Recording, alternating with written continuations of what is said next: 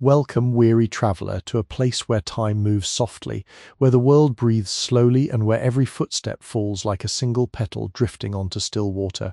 Tonight you are invited to wander through the lantern-lit lanes of Kyoto, somewhere within the long, hushed centuries of the Edo period, when the city wore its history gently, like silk folded into the lining of a sleeve. There is nothing here to hurry you, nothing here to startle you, only the slow swelling of evening, the warm hush of cedar beams, and the distant murmur of the Kamo River as it slips beneath wooden bridges with no particular destination in mind. Allow your shoulders to lower, allow your breath to lengthen, allow your thoughts to drift the way paper lanterns drift in a gentle summer breeze, swaying without purpose, glowing without effort. The sky above Kyoto is the color of weak tea poured into a celadon cup, the kind of sky that promises rain that may never quite arrive. Somewhere, a temple bell sounds its first note of the evening, and the note holds itself in the air, soft and round, a perfect circle of bronze sound rolling across rooftops of dark grey tile. You are safe here, you are unhurried here, lean into the quiet. Let the centuries fold around you like a well-worn quilt. Tonight, history will whisper, and sleep will follow. Breathe in slowly, breathe out gently, and let old Kyoto open before you, step by quiet step. Before we cross the wooden threshold of this slumbering city, take one more easy breath and listen, simply listen, to the soft creaking of a paper lantern as it sways above an empty alleyway. Imagine, if you will, that this lantern is not merely paper and bamboo, but a small and patient companion waiting each evening for travellers like yourself to arrive. It glows quietly, faithfully, never asking for much, only that someone somewhere pauses long enough to notice its tender little light. In much the same way, this gentle channel waits for you each night, glowing softly in its corner of the world, ready to guide you into the long, dim corridors of forgotten centuries. If the rhythm of these words has begun to settle behind your eyes, if the warmth of this old Kyoto evening already feels familiar to your tired bones, then perhaps you might consider, with no urgency at all, tapping the small button below to subscribe. Think of it as hanging your own paper lantern beside ours, so that each time the bell tolls and the moon rises, you will be quietly summoned back to these lanes, to these temples, to these gardens of moss and silver light. Ring the little bell if you wish, the way the temple monks ring theirs at dusk, and let it gently remind you when a new sleepy story drifts into the night air. And now, with that small kindness offered, let us return to the road, slowly together. The first thing you notice as old Kyoto opens before you is not a sight but a scent, a quiet, layered scent that seems to have been steeping in the city's wooden bones for centuries. There is the faint sweetness of cedar, warmed all afternoon by a sun that has now gone soft and golden behind the western hills. There is the dry, papery breath of tatami mats, lying unseen in countless homes, exhaling their grassy fragrance into the cooling air. There is the deep, slow perfume of temple incense, drifting from somewhere far off, a thread of sandalwood so fine it might be imagined rather than truly smelled. And beneath all of these, settled into the very stones of the road, there is the cool, mineral scent of old water, of mountain streams that have whispered down from Hiei in Kurama for longer than any city has stood here. You are standing now at the edge of a long, narrow lane, the kind of lane that the people of this era simply call a roji, an alley so modest that two travellers in summer kimono must turn slightly sideways to pass one another with a polite bow. The lane is paved with dark, irregular stones, each one set patiently into the earth by hands that knew no hurry, and these stones glisten faintly as if dampened by an earlier shower that you may have missed. Between the stones, soft moss grows in slow green rivers, finding the cracks and seams the way water always finds its way home. The moss is so deep a green that it seems almost blue in the gathering dusk, a velvet so fine it would yield without sound to the lightest of footsteps. To your left, a low wooden fence leans gently outward, weathered to the colour of pale ash, its grain raised like the lines on the palm of a very old hand. Each plank tells a small history of seasons, of summers when the cicadas sang until midnight, of winters when snow piled softly along the upper edge, until the wood groaned with a patience deeper than complaint. Here and there a knot in the timber has darkened with rain, becoming a small, perfectly round eye that watches the lane with a quiet, knowing kindness. Single morning glory has climbed the fence, though its blossoms have closed for the day, folding themselves into delicate purple spirals like tiny sleeping umbrellas. To your right, a row of machiya, the long wooden townhouses of the merchant class, stretches into the soft distance. Their facades are simple, restrained, the sort of beauty that does not announce itself but rather waits to be discovered by the patient eye. The vertical wooden slats of the lattice windows, called koshi, are spaced with quiet precision, allowing the inhabitants within to glimpse the lane while remaining themselves unseen, half veiled in shadow. Behind these slats, the warm orange glow of a paper lamp has just begun to bloom, and you can see, if you look with no particular intention, the silhouette of a woman pouring water from a small iron kettle, her sleeve drawn back with the most graceful and economical of gestures. She does not see you. She does not need to. She is simply pouring water, as she has poured water on countless other evenings, and the small, clear sound of liquid meeting ceramic carries through the lattice like a private music.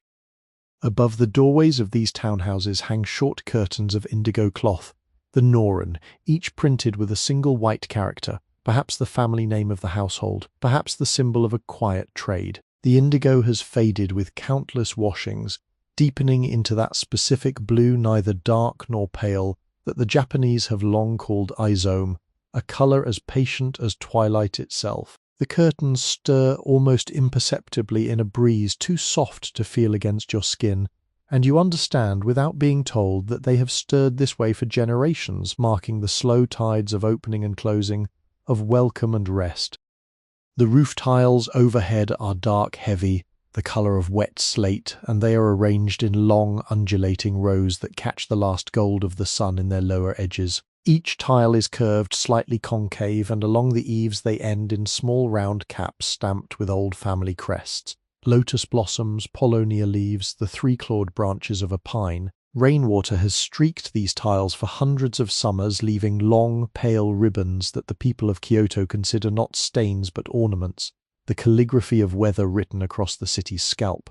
From one of these eaves a single drop of water hangs, holding the entire orange sky inside itself for one trembling moment before letting go and falling into a small stone basin below, with a sound so clear it seems to wash a tiny part of your mind clean. You begin to walk, though it would be more accurate to say that the lane begins to draw you, the way a slow current draws a leaf along the surface of a quiet pond. Beneath your feet, the stones are pleasantly uneven, asking you to mind your steps without demanding any urgency in doing so. There is a softness to the air now, a weight that suggests the day has loosened its hold and is preparing to slip into evening. The light has thickened, becoming the color of warm honey thinned with milk, and it lies in long, slanting bars across the lane wherever the gaps between the houses allow. Each bar of light you can see countless dust motes drifting upward, downward, sideways in no particular hurry, as though they too have learned the city's patient rhythm. Small wooden gutter runs along the base of the houses on your left, hollowed by a craftsman who lived perhaps 4 generations ago, and into this gutter trickles a thin, constant stream of water diverted from one of Kyoto's many hidden channels. The water moves with a quiet purposefulness, neither rushing nor pausing, and as it travels it makes a sound so subtle that you must lower your shoulders and slow your breath simply to hear it. A tiny glassy whisper like silk being drawn over silk in a distant room. Tiny dark fish, no longer than a fingernail, dart in this water, flickering in and out of view, and you wonder with no need for an answer whether anyone has ever counted them, whether anyone ever will. Far off, beyond the rooftops, a temple bell sounds again. Lower now, more distant, less a note than a long bronze sigh exhaled into the dusk.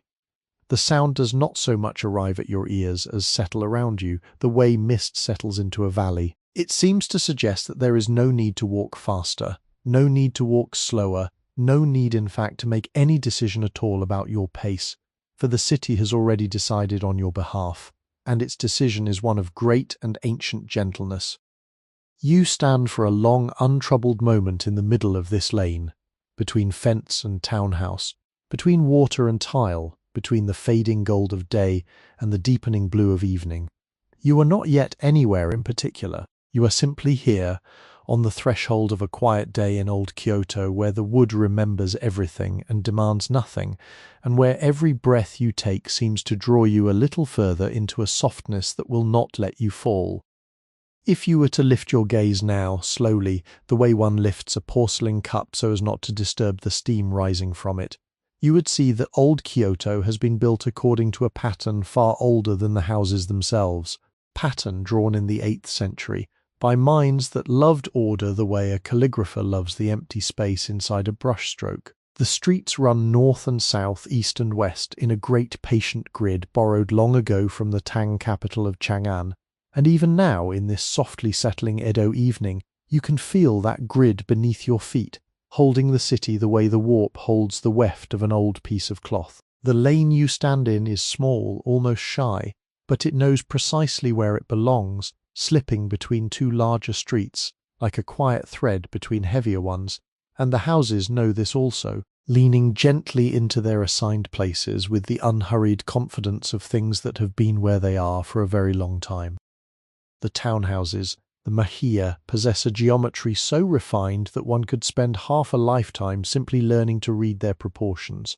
They are narrow at the front, sometimes no wider than 3 or 4 tatami mats laid end to end, and yet they stretch back, deep and deeper still, into hidden inner courtyards and second courtyards and third courtyards, the way a folded letter conceals more sheets than it appears to hold. The merchants of this era pay their taxes according to the width of their street frontage, and so the wise families build narrow and long, slender as willow leaves, modest at the entrance, and generous within.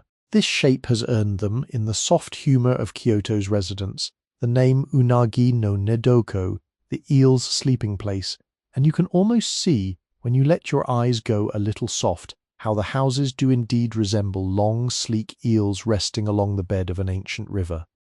The wood from which these homes are built has been chosen with a care that borders on devotion.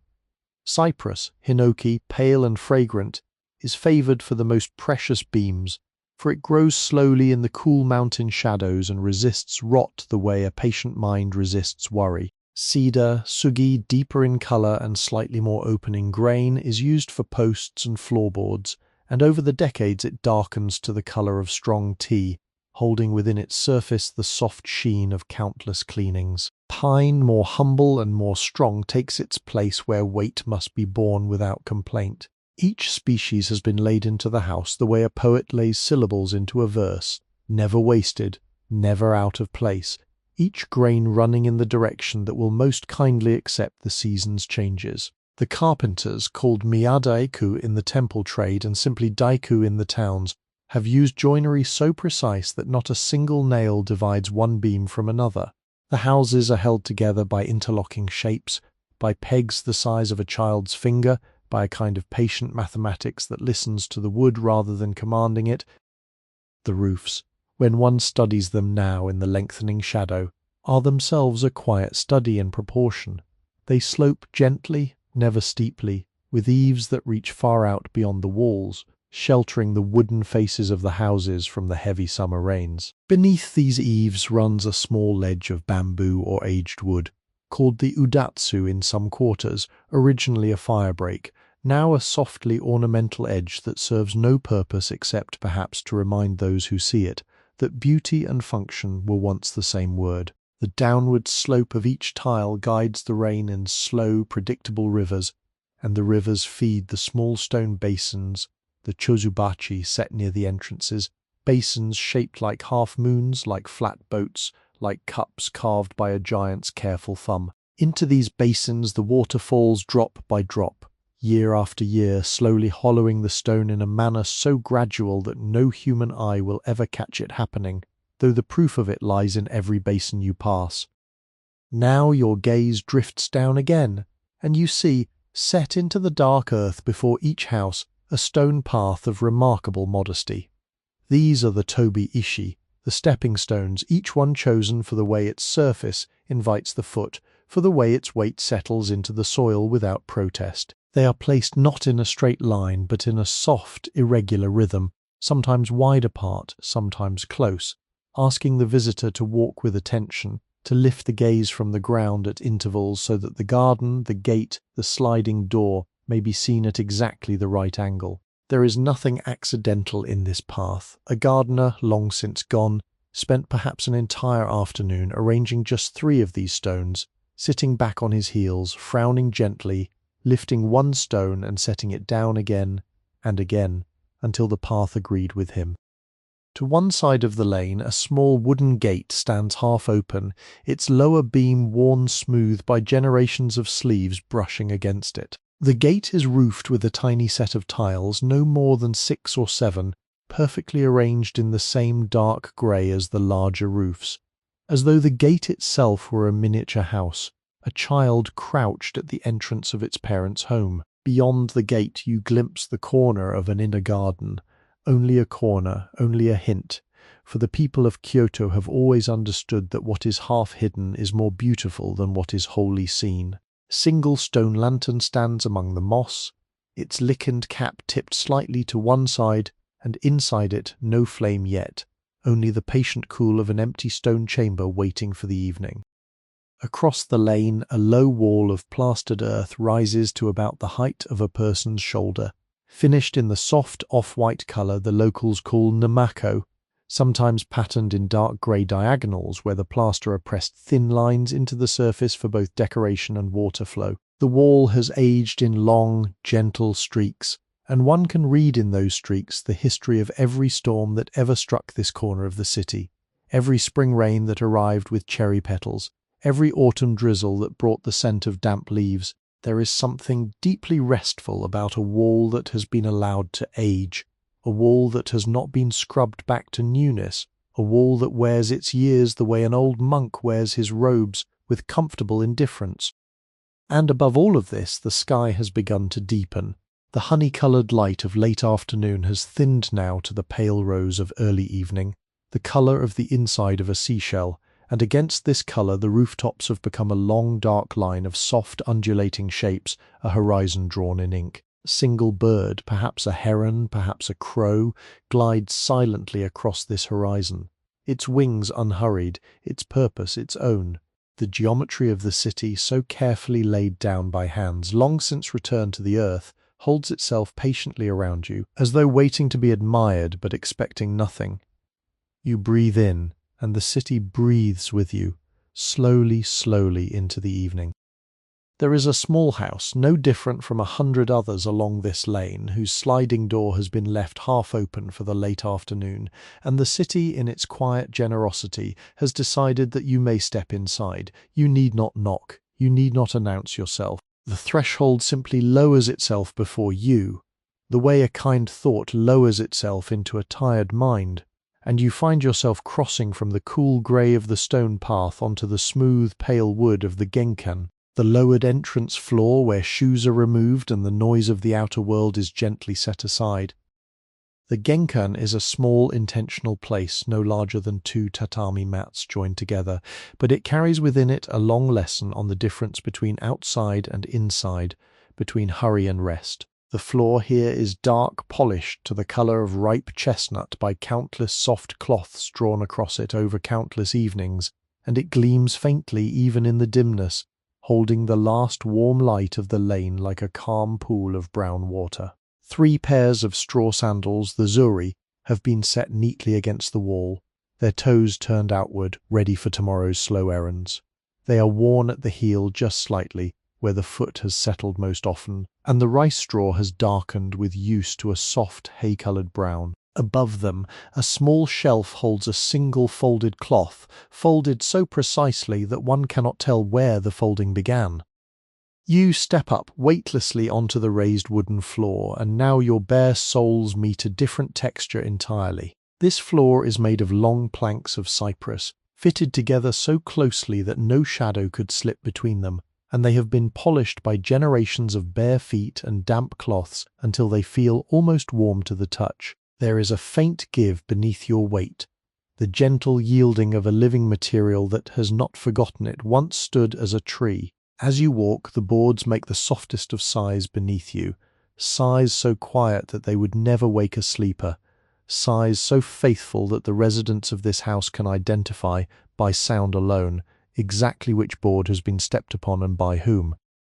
Beyond the entrance corridor, the first true room of the house opens softly to your right, behind a sliding door of paper and wood called the fusuma. The fusuma is taller than a person and slimmer than a hand, and its surface has been papered in a pale wheat-coloured washi, decorated faintly with the suggestion of clouds drifting across distant mountains, painted not in colours but in slightly different tones of the same warm cream, so subtle that you must look twice before realising the picture is there at all. The wooden frame around the paper has been lacquered to a deep, modest black, and at one edge a small recessed handle of brass, no larger than a coin, allows the door to be drawn aside with the lightest touch of a single fingertip. Inside, the room is empty in the way a poem is empty before it is read, which is to say, full of waiting attention. The floor is laid with 6 tatami mats, and the geometry of their arrangement, the precise way their long edges meet without ever forming a cross, follows a tradition older than any living memory. The mats themselves are pale gold, the colour of sun-warmed straw, and along their borders runs a strip of dark indigo cloth woven in a faint pattern of stylized chrysanthemums almost lost in the dimness. The fragrance that rises from the mats is one of the gentlest scents in the world, the dry, grassy, slightly sweet breath of Igusa rush, harvested in summer and laid into these mats by hands that worked in long, patient rooms full of the same fragrance. Even after many years, the scent has not fully faded, only deepened, the way the smell of a meadow deepens after the dew has settled.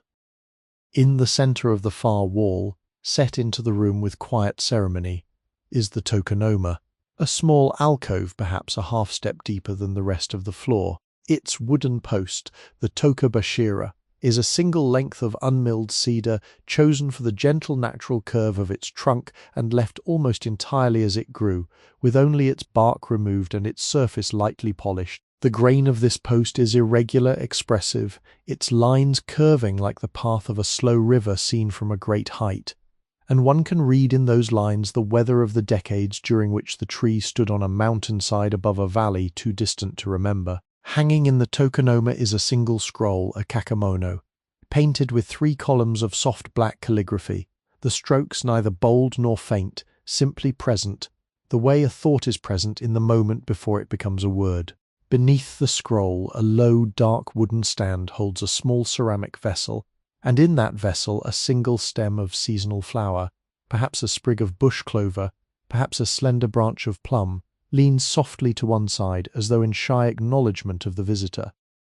This alcove, this tokonoma, is the spiritual centre of the room, the place where attention has been quietly invited to gather. It contains almost nothing, and yet it contains everything that matters. It is the visual equivalent of a single held breath, the tiny pause between the notes of a flute, the white space at the edge of a poem. The eye, having found it, returns to it again and again, the way the mind returns to a memory of unbroken peace. Along the side of the room a series of shoji, the lighter sliding screens of white paper stretched across slim wooden lattices, divides this inner space from the engawa, the long wooden veranda that runs along the garden side of the house. The shoji glow softly with the diffused gold of the late afternoon, and through the paper you can see, faintly, the silhouettes of garden leaves stirring in the small breeze. The paper itself, made of kozo mulberry fibre, has the most delicate texture like fine silk pressed flat, and where the late sun falls upon it, you can see the long fibrous lines of the paper's making, threads of plants set down with care, then dried and pasted onto frames by hands that knew no shortcut. When a leaf moves outside, its shadow ripples across the paper in soft, dim green, and the room seems to breathe along with the garden, in and out, in and out. Above your head, the ceiling is made of long, narrow boards of pale wood, set parallel to one another and crossed only by 2 thin horizontal beams. The boards have darkened slightly with the smoke of countless tea kettles, countless oil lamps, countless winters of charcoal warmth, and they hold the room beneath them with a quiet, motherly authority. There is no ornament here, no carving, no painted figure, only the long, patient grain of the wood and the small knots that punctuate it, like the natural pauses in a softly spoken sentence. The room asks nothing of you, it welcomes you without speaking. And as you stand at its edge, you understand that you have entered not merely a house, but a particular philosophy of stillness, set down in wood and paper many quiet years before you were born.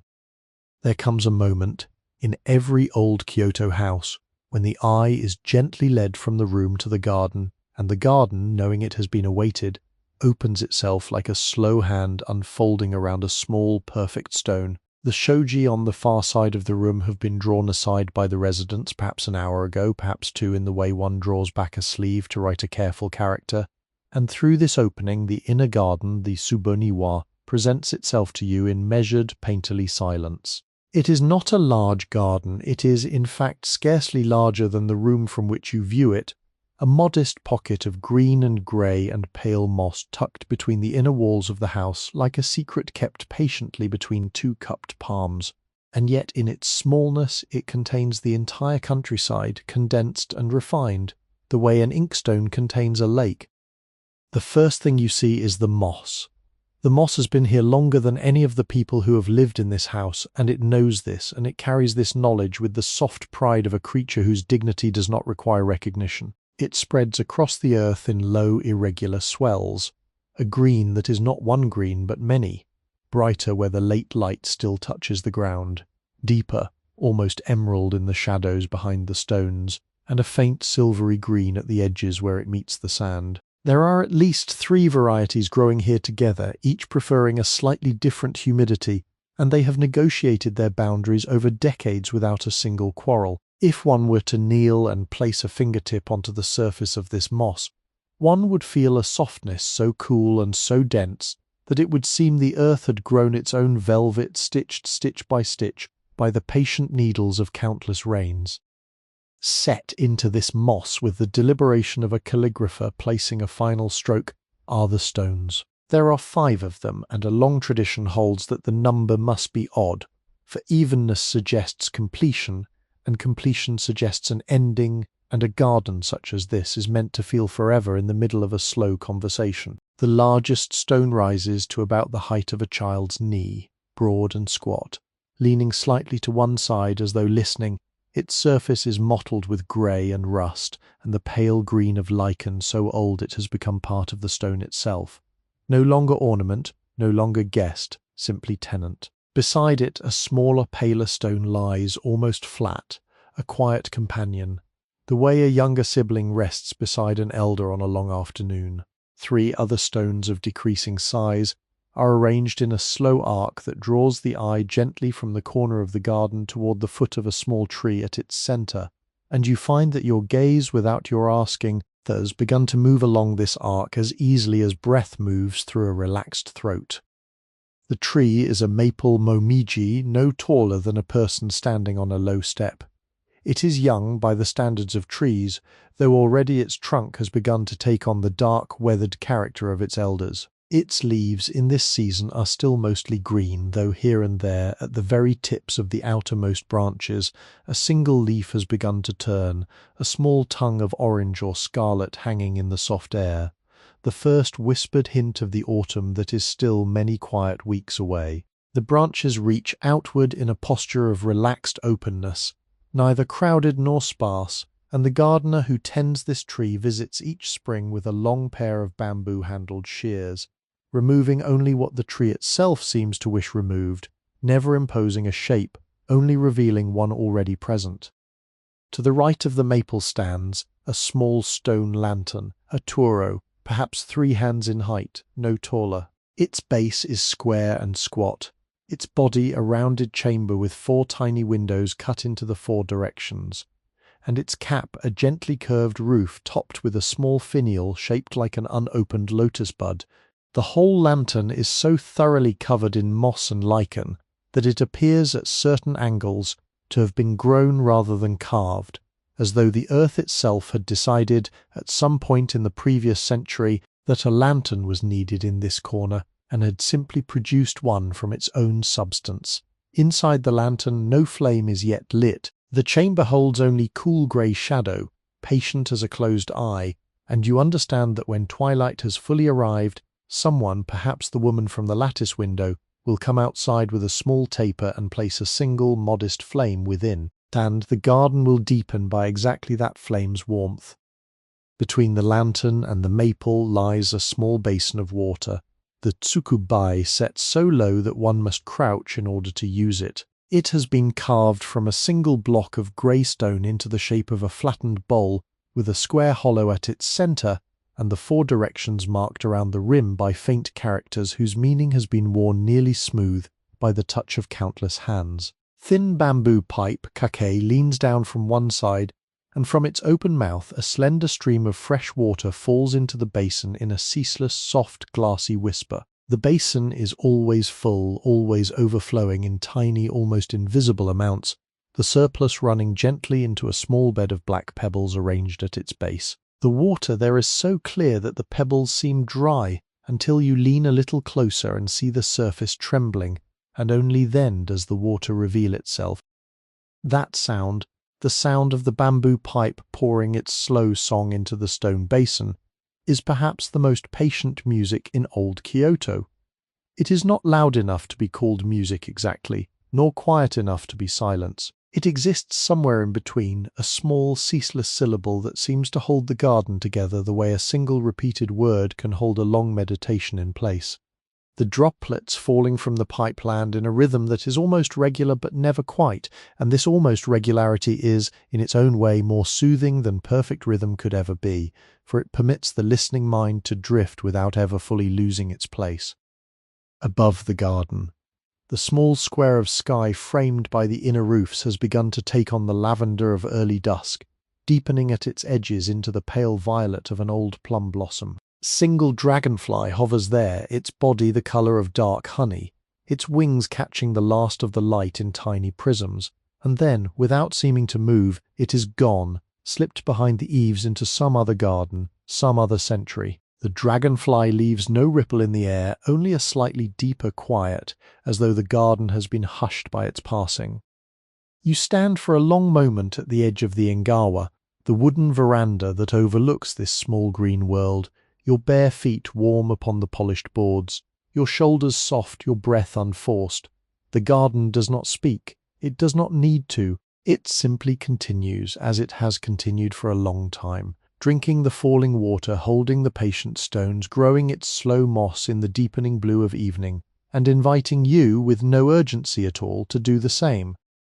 Now let us leave that small inner garden, slowly, the way one closes a beloved book that one has no intention of finishing tonight, and let us drift outward again, past the shoji, past the genkan, past the worn straw sandals and back into the lanes of old Kyoto, which have grown a shade darker in the time we spent within. The dusk has settled deeper now, soft and lavender blue, and the city, like a great patient creature lowering itself onto its forelegs, has begun to gather its quarters around itself for the long blue hour before night. Each of these quarters has its own character, its own perfume, its own particular way of greeting the evening, and to walk between them, slowly, is to walk between the chapters of a single immensely gentle book. In the north of the city, where the wooded shoulders of Mount Hiei lean closer to the streets, lies the quarter of the temples and the great study halls, a quarter the people of Kyoto call simply Kamijo, the upper capital. Here the lanes are wider, the walls higher, and the silence, even in daylight, has a particular thickness, like incense smoke that has settled into cloth. Long earthen walls topped with grey tile run for hundreds of paces without a single break, painted in faded ochre or chalk pale white, and behind these walls one senses rather than sees the great wooden roofs of monasteries, their ridge lines curving slightly upward at the corners as though the buildings themselves were taking long, slow breaths. A monk passes you on the lane, his head shaven smooth, his robes the colour of weak tea, his straw sandals making the quietest of conversations with the stones. He does not look up, he does not need to. His attention is bent toward the small wooden bowl held in both his hands, in which a few coins and a single grain of rice have been placed by the last household at which he paused. His face is calm in the way only certain faces become calm, with a calmness that has been practiced, measured, and finally allowed simply to be. In the center of the city, where the great avenue called Karasuma runs north and south like a long dark ribbon, the merchants' quarters arrange themselves with their characteristic patient orderliness. The shop fronts are still half open at this hour, though the clerks have begun to draw down the wooden shutters, the amado panel by panel, with a series of soft hollow knocks that sound in the deepening dusk like the slow heartbeat of the street itself. Textile merchant pauses to fold a length of indigo cloth, drawing it across his arm with such practiced ease that the cloth seems to fold itself, and the deep blue of the fabric catches the last of the evening sky and holds it. Paper seller in his narrow shop lowers a small lacquered tray onto a low counter, arranging upon it sheets of washi in 3 different weights, pale as morning, pale as midday, pale as afternoon, and runs a calloused thumb across the top sheet to listen to its faint dry whisper, the way a musician tunes a string. Above his shop, a wooden sign hangs from a slender iron hook, its painted characters worn faint by sun and rain, and the sign creaks gently as the evening breeze begins to find its way between the houses, carrying with it now the first thread of cooking smoke from the kitchens at the rear. Further south and east, where the lanes narrow once more and tilt gently toward the river, lies the quarter of Gion, beloved of the city's tea-houses and storytellers and travelling players. The buildings here lean closer together, their dark wooden facades polished by decades of careful cleaning, and the lanterns hung beneath their eaves are larger, fuller, painted with the names of tea-houses in supple, flowing characters. The lanterns have begun to be lit one by the apprentices who walk the lanes with long, slim tapers, reaching upward on the tips of their toes to touch the small flame to each lantern's wick. As the lanterns kindle, the quarter brightens in a slow, golden rhythm, as though the street were quietly being read aloud, lantern by lantern, line by line. Through a half-open lattice you might glimpse, only for an instant, the pale white of a powdered face, the deep red of a folded inner collar, the patient fold of a long sleeve resting upon a knee, and then the lattice closes again, and the moment becomes the kind of memory that returns to you years later in some other city when you least expect it. To the east, where the road climbs toward the wooded hills and the great wooden stage of Kiyomizu, the quarter of pilgrims and pottery kilns, spreads itself across the slopes. The lanes here are steeper, paved with broader stones, and the houses lean against the hillside with the tired affection of children leaning against a kindly grandmother. The kilns have been quiet since midday, but the warmth of the morning's firing still lingers about them, and the air carries the faint mineral scent of clay and smoke. Potter sits in the doorway of his workshop, turning a small unfired bowl in his hands, his thumb running along the rim with the absent, loving rhythm of a man who has shaped many thousands of such rims in his life and intends to shape many thousands more. Behind him, on long wooden shelves, rows of unfinished cups and tea bowls wait in soft grey ranks, their surfaces still raw, their futures still patient. In the west, where the great bamboo groves of Saga and Arashiyama stand like green, whispering walls beyond the city's edge, the quarter takes on a quieter, more rural character. The houses are fewer here, set further apart, their gardens larger, their bamboo gates more weathered. From within the bamboo groves comes a sound that is wholly its own, a soft, hollow knocking of stalk against stalk in the breeze, like the polite tapping of countless small fingers against countless small doors. Somewhere among the groves a single deer steps slowly into a clearing, lifts its head to examine the deepening sky, and then steps quietly away again, leaving only a faint indentation in the moss to mark its passing. Between all of these quarters, like patient threads stitching a long quilt together, run the bridges of Kyoto, low wooden structures that arc gently over the canals and over the Kamigawa, the river that orders the city's eastern flank. From the center of one such bridge, you might pause and look down and see the river moving with an unhurried grace, its surface broken into 1,000 small darknesses by the evening light, each darkness a flat pebble of reflected sky. Along the riverbank, a pair of herons stand motionless in the shallow water, patient as fishermen, their long thin legs disappearing into their own reflection. A boatman drawing his small craft toward a wooden mooring makes the softest of splashes with his pole, and the splash carries upward through the dusk and dissolves before it reaches you. Each quarter, you understand now, has been preparing all day for exactly this moment, this slow folding of light into shadow, this transition from the bright clarities of work to the dim warmth of rest. The city does not announce its evening, it allows it. And as you stand at the center of the bridge, watching the lanterns of distant quarters bloom one by one, you feel yourself becoming a part of that allowing, a small lantern of your own, lit gently by the patient Kyoto dusk. If you turn now with that same unhurried grace away from the bridge and back toward the inner lanes, you will begin to notice that a new fragrance has joined the perfume of the evening. It is faint at first, a thread no thicker than a single hair, but as you walk it broadens, deepens until it becomes a soft, warm presence drifting from countless half-open doorways. It is the scent of the Kyoto kitchen at the close of day, and of all the perfumes the city possesses, none is more intimate, more domestic, more gently inviting than this one. It is the scent of slow rice steaming in a wooden tub, the scent of miso warming in an iron pot, the scent of small dried fish softening into broth, and beneath these a faint, patient note of pickled radish and aged plum that seems to be the steady undertone of every supper served in this old city. Step closer to one of these doorways, and you will see the kitchen itself opening modestly to the lane.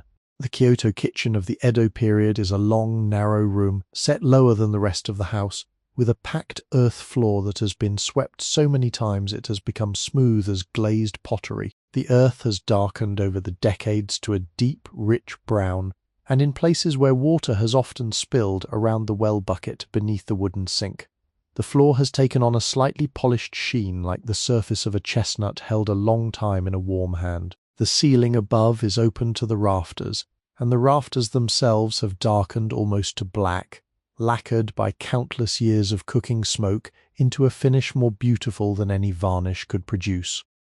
Along one wall stands the kamado, the cooking hearth, which is the patient heart of the household. It is built of clay and brick, plastered smooth on the outside and stained around its mouths by a soft halo of soot the color of an old monk's robe. 2 round openings face the room, each one fitted with a great iron pot, the kama, in which the rice is cooked. The lids of these pots are heavy wooden discs bound with iron rings, and when the rice within is at its perfect moment, a soft rhythmic tapping begins beneath the lid, as the steam asks gentle permission to escape. The cook of this house, a woman whose hair has been tied up in a simple cloth, kneels before the kamado with the long-handled fan called the uchiwa in her hand, and she fans the embers beneath the pot with a slow, almost meditative rhythm, never hurried, never weak, simply steady, the way a heart fans itself through a long, quiet life. Beside the kamado runs the wooden counter where the day's vegetables wait in a soft, patient line. There is a small white daikon radish, freshly washed, its skin gleaming with droplets of well water. There is a tied bundle of mizuna, a green so pale and so feathery that it seems almost to be a thought of green rather than the color itself. There is a single small head of kintoki ninjin, the deep crimson Kyoto carrot, its color the same as the inner lining of an old kimono. There are several long, slender shoots of bamboo peeled to reveal the tender ivory beneath, and beside them a heap of kyo-yasai, the proud heritage vegetables of the capital, each variety distinguished by a slightly different hue of green, a slightly different curl of leaf, a slightly different patient personality. The cook lifts a small knife, the nakiri, with its short rectangular blade and its handle of pale wood worn dark at the grip, and she begins to cut the daikon into thin half-moons. The blade meets the radish with a soft, dry, almost crystalline sound, toku toku toku, a sound so precise and so unhurried that one could fall half asleep listening to it. Each slice falls into a small bamboo basket beside her, and the slices, perfectly even, lie against one another, like the pages of a tiny book whose entire story is whiteness. The cook does not look at her hands. Her hands have done this for so many years that they have become, in their way, a separate small intelligence, a pair of patient creatures who know their work without being told. On the wooden shelf above her, The household's everyday vessels are arranged in 3 quiet rows. There are small lacquered bowls for rice. Their interiors are deep glossy black. Their exteriors are vermilion that has darkened with time to the color of dried persimmon. There are slightly larger bowls for soup, plain wood, oiled rather than lacquered, with small dark grain lines that wander like the streams of a country map. There are pale celadon dishes for pickles no larger than the palm of a hand, each one rimmed with a hairline crackle that the people of Kyoto have long since learned to consider a virtue rather than a flaw. The dishes are stacked with a quiet precision, the lightest at the top, the heaviest at the bottom, the same arrangement as in this woman's mother's kitchen and her grandmother's grandmother's, back through a long warm corridor of women preparing supper in the deepening dusk. To one corner, the well of the kitchen waits in its modest stone enclosure, only the upper rim visible, the dark water below moving so faintly that one cannot quite be sure it is moving at all. A long bamboo pole hangs beside the well, with a small wooden bucket at its end, and the bucket has been polished by water and rope into a softness that resembles old skin. The well water of Kyoto is celebrated throughout the realm, drawn up from underground rivers cooled by the mountains, and it tastes. The cook would tell you if you asked faintly of stone, faintly of moss, faintly of the long patience of the earth. Into this water she dips the bucket now, and the rope passes through her hands with the soft, dry whisper of fibre that has been wetted 10,000 times, and the bucket rises full, the water trembling at its rim, catching for a moment the orange flicker of the kamado's fire.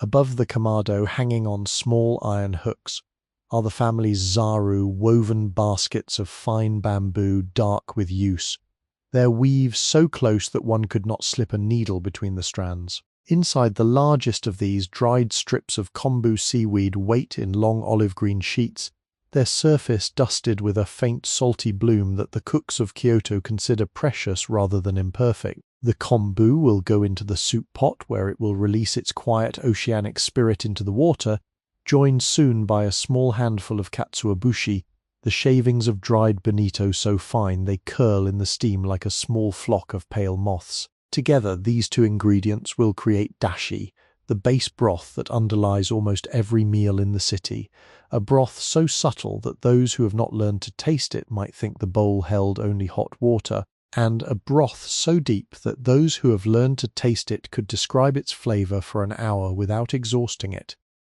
The cook tilts a small wooden ladle, scoops the rising dashi, lifts it to her nose, draws in its warm seagrass perfume, and nods, almost imperceptibly, the way a careful judge nods at a verdict already known. Outside, the lane darkens by another shade. Inside, the supper has begun. While the kitchens of Kyoto fill themselves with their soft, warm fragrances, the lanes outside continue their own slow pageant of work, for the trades of the city have not yet finished their day, only loosened the tightness of it. Drift now away from the kitchen door, back along the cobbled path, and listen. Simply listen to the small voices of the city's craftsmen as they coax their final tasks into completion. Each trade has a sound of its own, a rhythm as personal as a heartbeat. And to walk between these sounds in the closing hour of daylight is to walk through a long, patient orchestra whose conductor is the lengthening shadow itself. From a low wooden workshop on your right comes the dry, regular knock of a small wooden mallet meeting a chisel, ton, ton, ton, paused, ton, ton, ton, paused again. Within, by the soft amber light of a single oil lamp, a Sashimono craftsman, a maker of fine joined cabinetry, is finishing the last small drawer of a cosmetics box he has been shaping for the past several weeks. He sits on a thin cushion of folded indigo cloth, his back perfectly upright, his knees neatly tucked, and before him on a low cedar workbench rests the half-finished box, no larger than 2 hands placed together. The wood is Kiri Polonia, the pale, light wood beloved by the city's cabinet makers for its softness and for the way it resists the slow swelling that other woods undergo in Kyoto's damp summers.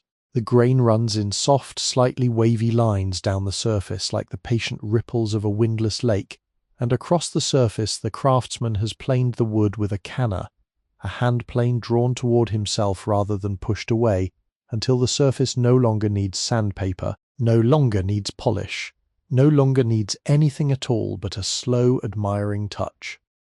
He lifts a tiny brass fitting, no larger than a grain of rice, and sets it into a hollow he has carved in the side of the drawer.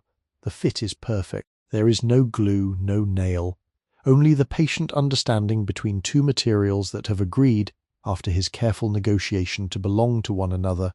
He taps once with the small mallet, and the brass settles into the wood with a sound like a single drop of water meeting still water. He pauses, listens to the silence that follows, and only then permits himself the smallest of nods, the shy nod of a man who knows he has done well, but considers it indelicate to say so even to himself. Across the lane, in a doorway hung with a faded indigo noren, an older man works at his small open table, mending an umbrella of bamboo and oiled paper. The umbrella is a bangasa, the broad, sturdy umbrella favoured by the merchants and by the women who walk the longer lanes during the gentle summer rains. Its many ribs are made of split bamboo, each rib no thicker than a chopstick, and along the joints he is now applying a thin coat of fresh persimmon tannin, kakishibu, painted on with a brush of horsehair so worn the bristles bend with the slightest pressure. The tannin smells faintly of autumn, of the dark sweetness of fruit on the verge of ripeness, and as it dries it will deepen the colour of the paper to the warm brown of a chestnut shell, while strengthening it against the rains of the seasons to come. He hums under his breath, very softly, an old song without words, and the song moves in time with the slow back and forth of his brush, until you cannot tell whether the song is keeping time with the work or the work is keeping time with the song. Further along, a young apprentice sits in the open front of a barrel maker's shop, surrounded by the warm, musky scent of fresh cedar staves. Round wooden tub lies on its side before him, and he is fitting a hoop of bound bamboo around its widest belly, gently tapping it down with a small mallet, tap, tap, tap, listening with great care to the change in the sound as the hoop settles.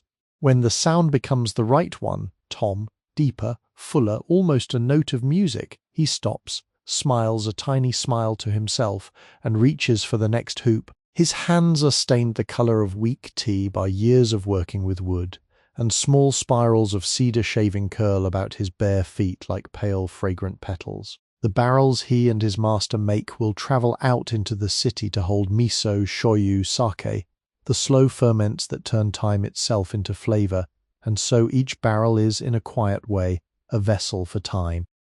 Few doors down, a woman sits at a small handloom in a half-shaded room, weaving a length of cloth so narrow it seems almost ribbon-like.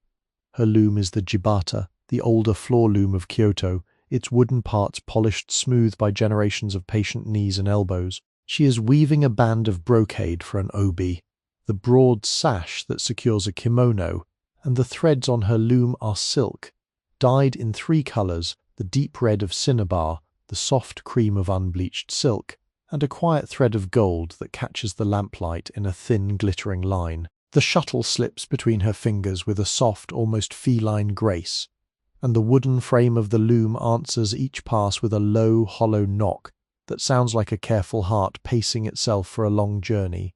She does not look up as you pass. The pattern in her mind is complex, an old design of waves and pine needles passed down from her teacher's teacher, and she must hold its many small instructions in her thoughts at once, the way a poet holds the entire shape of a long poem in mind while writing only its first line. At the corner where 2 lanes meet, an elderly fude maker, a maker of writing brushes, has just begun closing his shop. He gathers his small tools, the curved tweezers, the slim ivory comb, the boxwood smoothing stick, and lays them one by one into a shallow lacquered tray.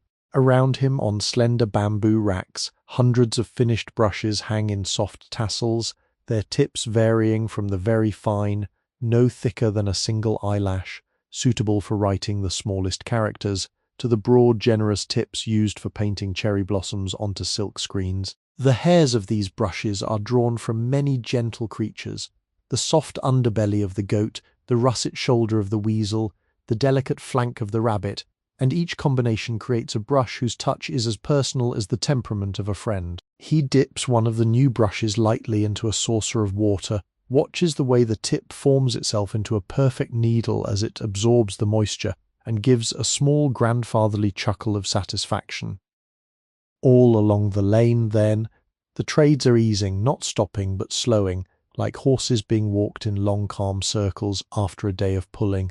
There is no whistle to mark the close of work, no bell, no shouted command. There is only the slow communal understanding that the light has thinned beyond the threshold at which careful work is wise, and that the tools must now be set down with the same gentleness with which they were taken up. The city moves toward its rest the way a story moves toward its sigh, and you, walking between these doorways, feel yourself settling along with it. By the time the trades have folded themselves softly into rest, the city has begun a small ceremony of its own, a ceremony so quiet and so daily that no one in old Kyoto would think to call it ceremony at all, though it is one of the most beautiful rituals the city ever performs. It is the lighting of the lanterns, and it occurs along every lane in every quarter, with the slow, pooled inevitability of starlight returning to the sky. As you walk now with no destination in mind, you become a witness to this gentle blooming, and your steps fall into rhythm with the small flames that wake one by one along the wooden eaves above. Each district there are men and women whose duty it is to walk the lanes at dusk with a long slim taper, the higuchi, a narrow lacquered stick tipped with a small smouldering coal. They are not officials exactly, though they carry the unspoken authority of their long service. Some are apprentices from tea-houses, others are the husbands of innkeepers, others still are simply old residents whose children have long since married away, and who have asked the neighbourhood for the quiet privilege of tending the lights. Whatever their position by day, at this hour they share a single occupation, and they pursue it with the same patient dignity as monks performing the lighting of altar candles. Their gait is unhurried, their breath is steady, and their faces, half illuminated by the small coal at the tip of the higuchi, glow softly with a warm, intimate orange. Lantern lighter approaches a doorway near you, and you pause to watch. The lantern that hangs there is a chōchin, a paper lantern of folded ribbed construction, perhaps 2 hands tall, its surface painted with the calligraphic name of the household. Its shape, when fully open, is a graceful elongated egg, and its frame is built of fine bamboo strips bent into perfect concentric rings, over which has been pasted a single sheet of washi paper, oiled to a faint translucence. The lighter raises the higuchi with the calm of a man pouring tea, and touches the small coal to the wick at the lantern's base. There is an almost imperceptible hesitation, a tiny breath of waiting, and then the wick takes the flame. A small golden tongue rises within the paper, and the lantern, which had been only a pale shape in the gathering dusk, suddenly becomes itself a soft, rounded glow holding the calligraphy of the household name in delicate dark strokes against a field of warm cream light. The lighter steps back, examines the lantern for the briefest of moments, and gives the smallest of nods. He moves on. Behind him, the lantern continues its quiet life. The flame within is fed by a wick of woven cotton dipped in natane abura, rapeseed oil, the most common of the city's fuels at this hour, valued for its mild perfume and for the steadiness of its burn. The light it gives is unlike any other light, neither bright nor dim, neither warm nor cool, but something quieter and more inward than these. It is the light of the chōchin, and once one has known it, one recognizes it forever, the way one recognizes the voice of a grandmother humming in a distant room. The lanterns vary, of course, from quarter to quarter, from house to house, and the careful eye walking these lanes learns to read them as a kind of softly glowing alphabet. The tea-houses of Gion hang larger lanterns, broad and full, painted with the names of the houses in characters so elegantly rounded that they seem almost to dance. The merchant houses prefer plainer lanterns with simple straight-stroke names indicating dignity and reliability. The temples hang square lanterns, andon, mounted upon tall wooden frames, their 4 sides papered identically, their interiors holding deeper, more solemn flames. The bathhouses hang small round lanterns at the entrance, dyed a faint blush of pink to indicate that the water within is hot and waiting. And here and there at the corners of certain alleys hang the smallest of lanterns, no larger than a fist, kindled by the householders themselves rather than by a designated lighter, each one tended by some private affection rather than by any rule.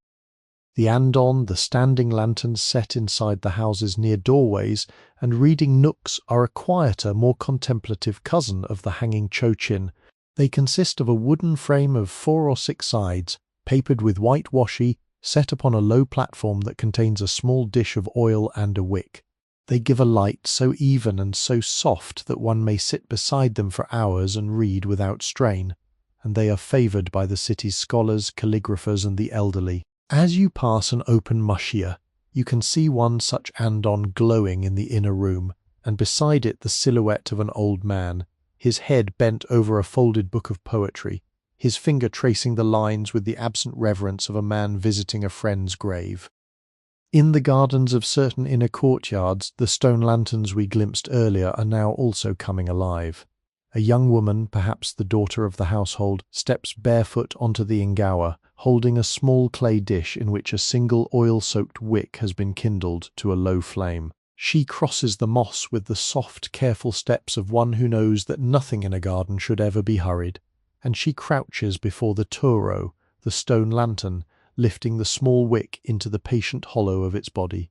The flame settles. The 4 small windows of the lantern, until now 4 small windows of darkness, become 4 small windows of warm gold, and the moss around the lantern's base seems to deepen in colour, as though it had been waiting all day for exactly this small light. The girl rises, bows almost imperceptibly to the lantern, perhaps from habit, perhaps from feeling, and steps back inside, sliding the shoji gently closed behind her. As more and more lanterns awaken across the city, the dusk takes on a new and very particular character. It is no longer a single uniform fading, but a complicated weaving of many small warmths suspended within a deepening blue.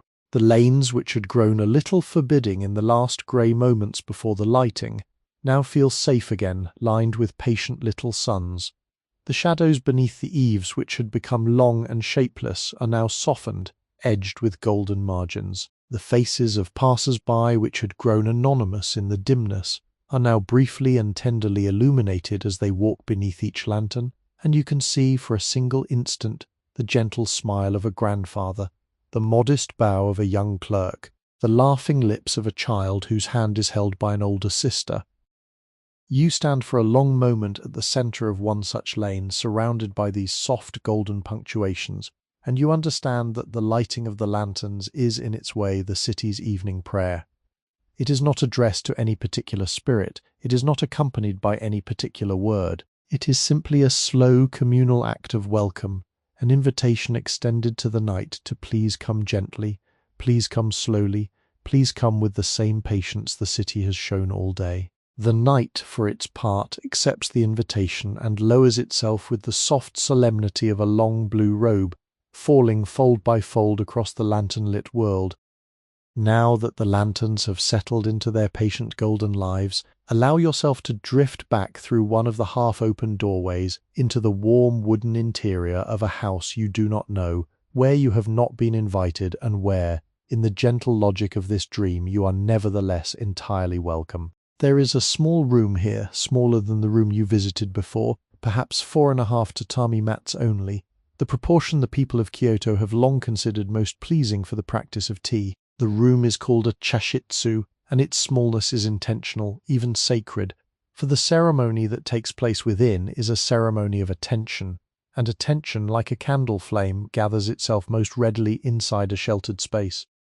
The entrance to this room is so low that even a child would need to bend forward to pass through, and this lowness is not a flaw of construction, but a courtesy of design, asking each guest, regardless of station, to lower the head as a small physical gesture of leaving rank and worry behind. The doorway is called the nijiriguchi, the crawling-in entrance, and it is no larger than a folded fan opened wide. Once within, however, the room expands in a curious way, for the eye, having been narrowed by the small entrance, opens generously upon the soft tatami, the pale earth-coloured walls, the single hanging scroll, the small recessed alcove, and the simple iron kettle suspended above a sunken hearth in the centre of the floor.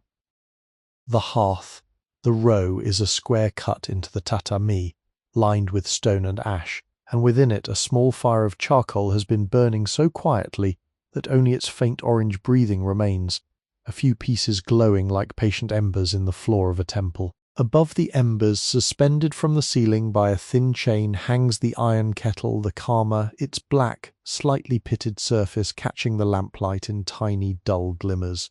The kettle has been in this house for 3 generations, and its outside has been polished smooth by the soft cloth of every winter cleaning, while its inside has darkened with the long mineral memory of countless boilings of water. Faint sound rises from within it, a low, almost inaudible hush, as though distant pines were sighing through their needles. The people of Kyoto call this the matsukaze, the wind in the pines, and they have considered it for centuries the truest and most welcome music of the tea room. The host enters with a step so light that the tatami does not even register her weight as a sigh, only as the faintest yielding. She is dressed in a kimono of muted colour, the deep grey-green of a moss garden after rain, and her obi is tied behind her in a simple, modest knot. Her hair has been drawn back smoothly, secured with a single lacquered pin, and her face wears the calm, attentive expression of a person who has, over many years, slowly learned to set aside not only worries, but the very habit of worrying. In her hands she carries a small lacquered tray, and on the tray rests the day's tea bowl, the chawan, a thick, slightly irregular vessel of raku ware, glazed in a soft mottled black with veins of dark brown running across its surface, like the bare branches of a winter tree. She kneels beside the hearth with a movement that seems to take time itself into careful folds, the way a woman folds a precious cloth. She arranges the bowl, the bamboo whisk, the bamboo scoop, and the small lacquered caddy of matcha powder in a precise pattern around her, each implement set down without sound, each placement chosen long ago by the lineage of teachers who have shaped this small ceremony into its present quiet form. The whisk, the chōchin, is a single piece of bamboo, split with great patience into many fine tines that curl outward from a central core, like a small frozen explosion of pale stalks. The scoop, the chashaku, is also bamboo, slender and slightly curved, polished by countless gentle handlings into the colour of warm honey. The caddy, the natsumi, is a small lacquered pot, its lid fitting so precisely that when she lifts it, the air within releases itself with the smallest of sighs, and the deep green of the powdered tea is revealed.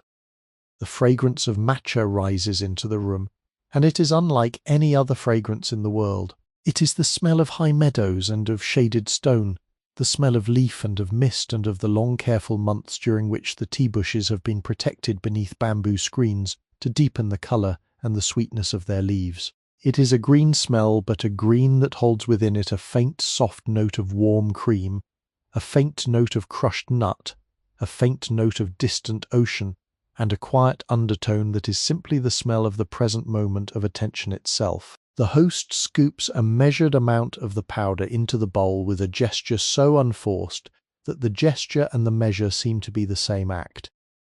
She lifts the bamboo ladle, the hishaku, dips it into the iron kettle, and draws up a portion of the hot water. The water meets the bowl in a long, single, unbroken pour, soft as a thread of silk being drawn from a spool, and the powdered tea, which had been still and dark, begins to swirl. She lifts the whisk and begins the small, exquisite labour of mixing, her wrist moving in a rapid, light, slightly zigzagging rhythm, neither stirring nor beating, but something in between called tate. The whisk passes through the tea many hundreds of times in the space of a few breaths, and a fine green foam begins to rise on the surface, paler at first, then deepening into a delicate cloud, the colour of new bamboo leaves shaded by morning fog. When she stops, she lifts the whisk in a single, smooth, unforced movement, and the foam settles into a soft, unbroken layer that covers the entire surface of the tea, like the gentlest of veils.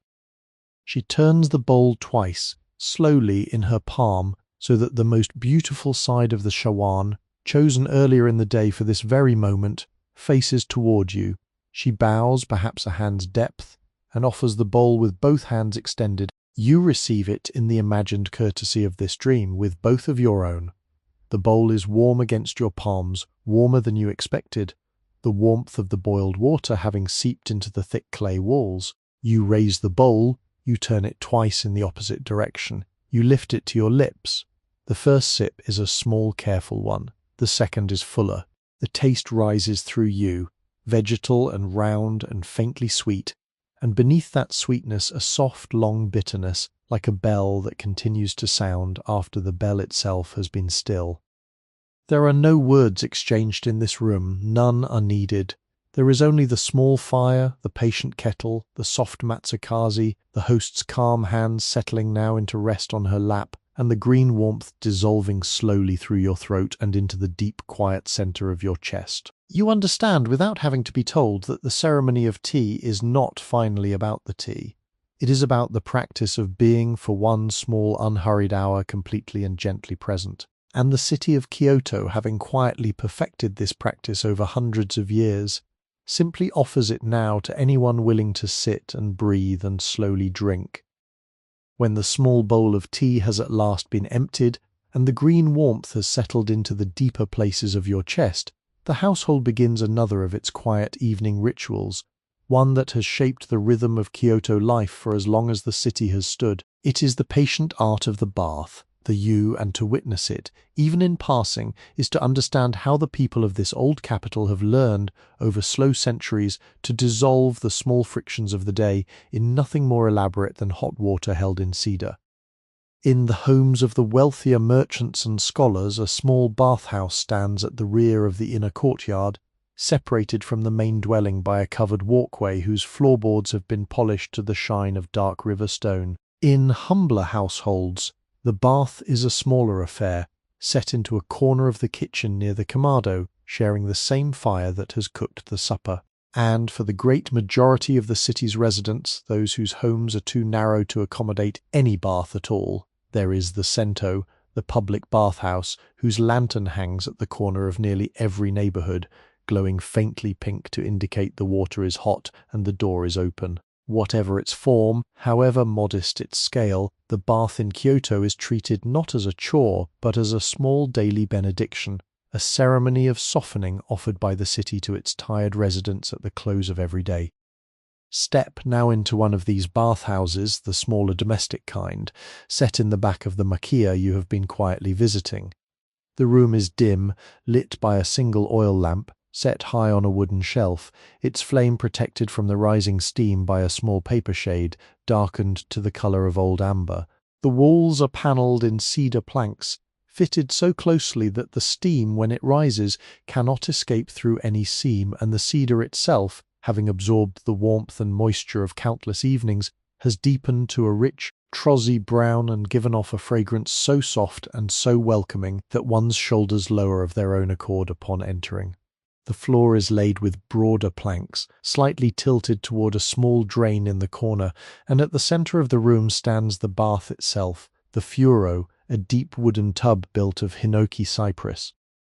The hinoki tub is a thing of restrained beauty. It is round, broad enough that an adult may sit comfortably with knees drawn up, and deep enough that the water rises to the shoulders when one is fully settled. Its staves have been joined without nails, fitted instead by the patient compression of bamboo hoops, the same craft you watched earlier in the barrel maker's shop. The wood is pale, almost cream when dry, but tonight it has been dampened by the steam, and the colour has deepened to a soft golden hue, glistening faintly where droplets bead along the upper rim. From the cypress rises that particular fragrance for which the wood is so beloved, a clean, slightly resinous, slightly sweet perfume, as though a small grove of mountain trees had agreed to come indoors for the evening to keep the household company. Beside the furo on the wooden floor, a low stool of darker wood waits patiently, and beside the stool stands a small wooden bucket and a long-handled wooden ladle.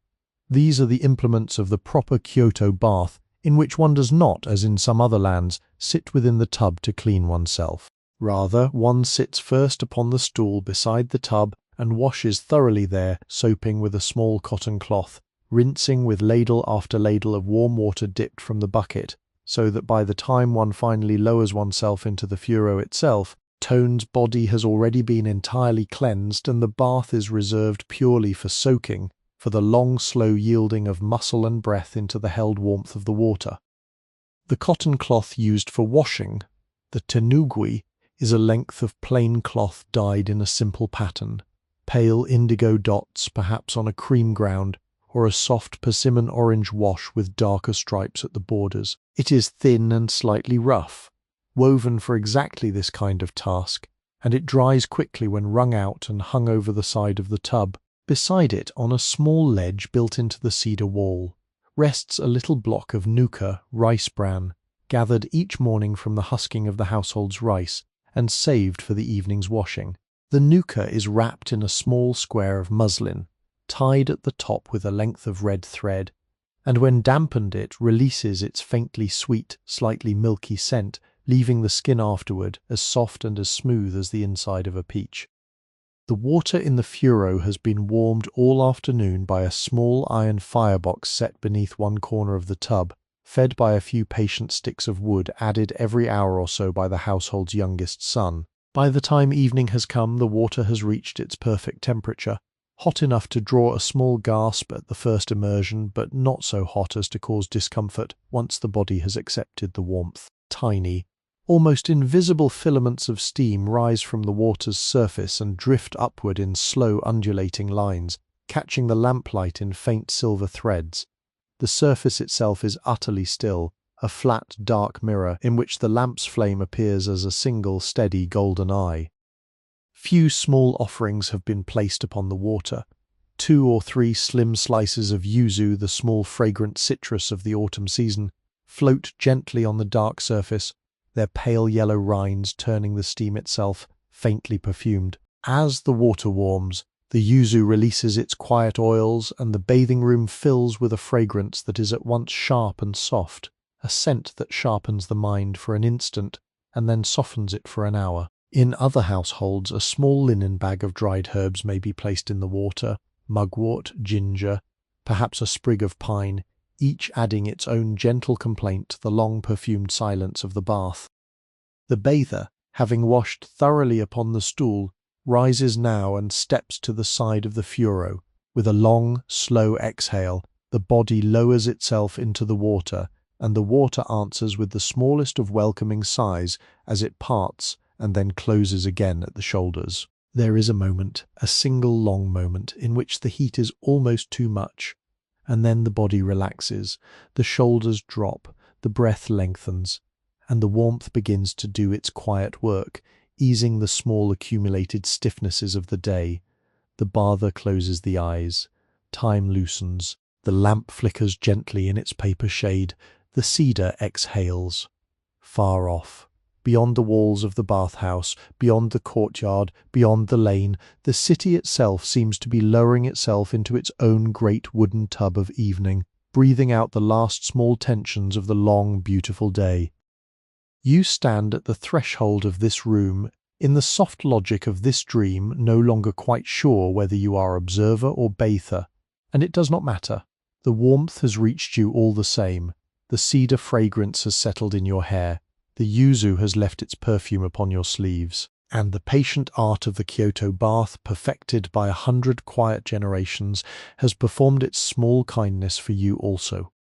When the bath has ended, and the bather has been wrapped in a long cotton robe called the yukata, and that robe in turn has been belted at the waist with a soft, narrow sash, the household settles back into the gentle rhythm of its evening, and you, drifting once more through the lantern-lit lanes, become aware of something less easy to name than tatami or cedar or moss. You become aware of the manners of old Kyoto, the soft, unwritten, almost invisible code of courtesies that the people of this city have polished, generation by generation, into a way of moving through the world that resembles no other way on earth. To live in Kyoto is to live within a long, quiet conversation in which much is meant and little is said, and in which the smallest gesture, the lift of an eyebrow, the angle of a bow, the timing of a pause, may carry more meaning than a paragraph in some other language.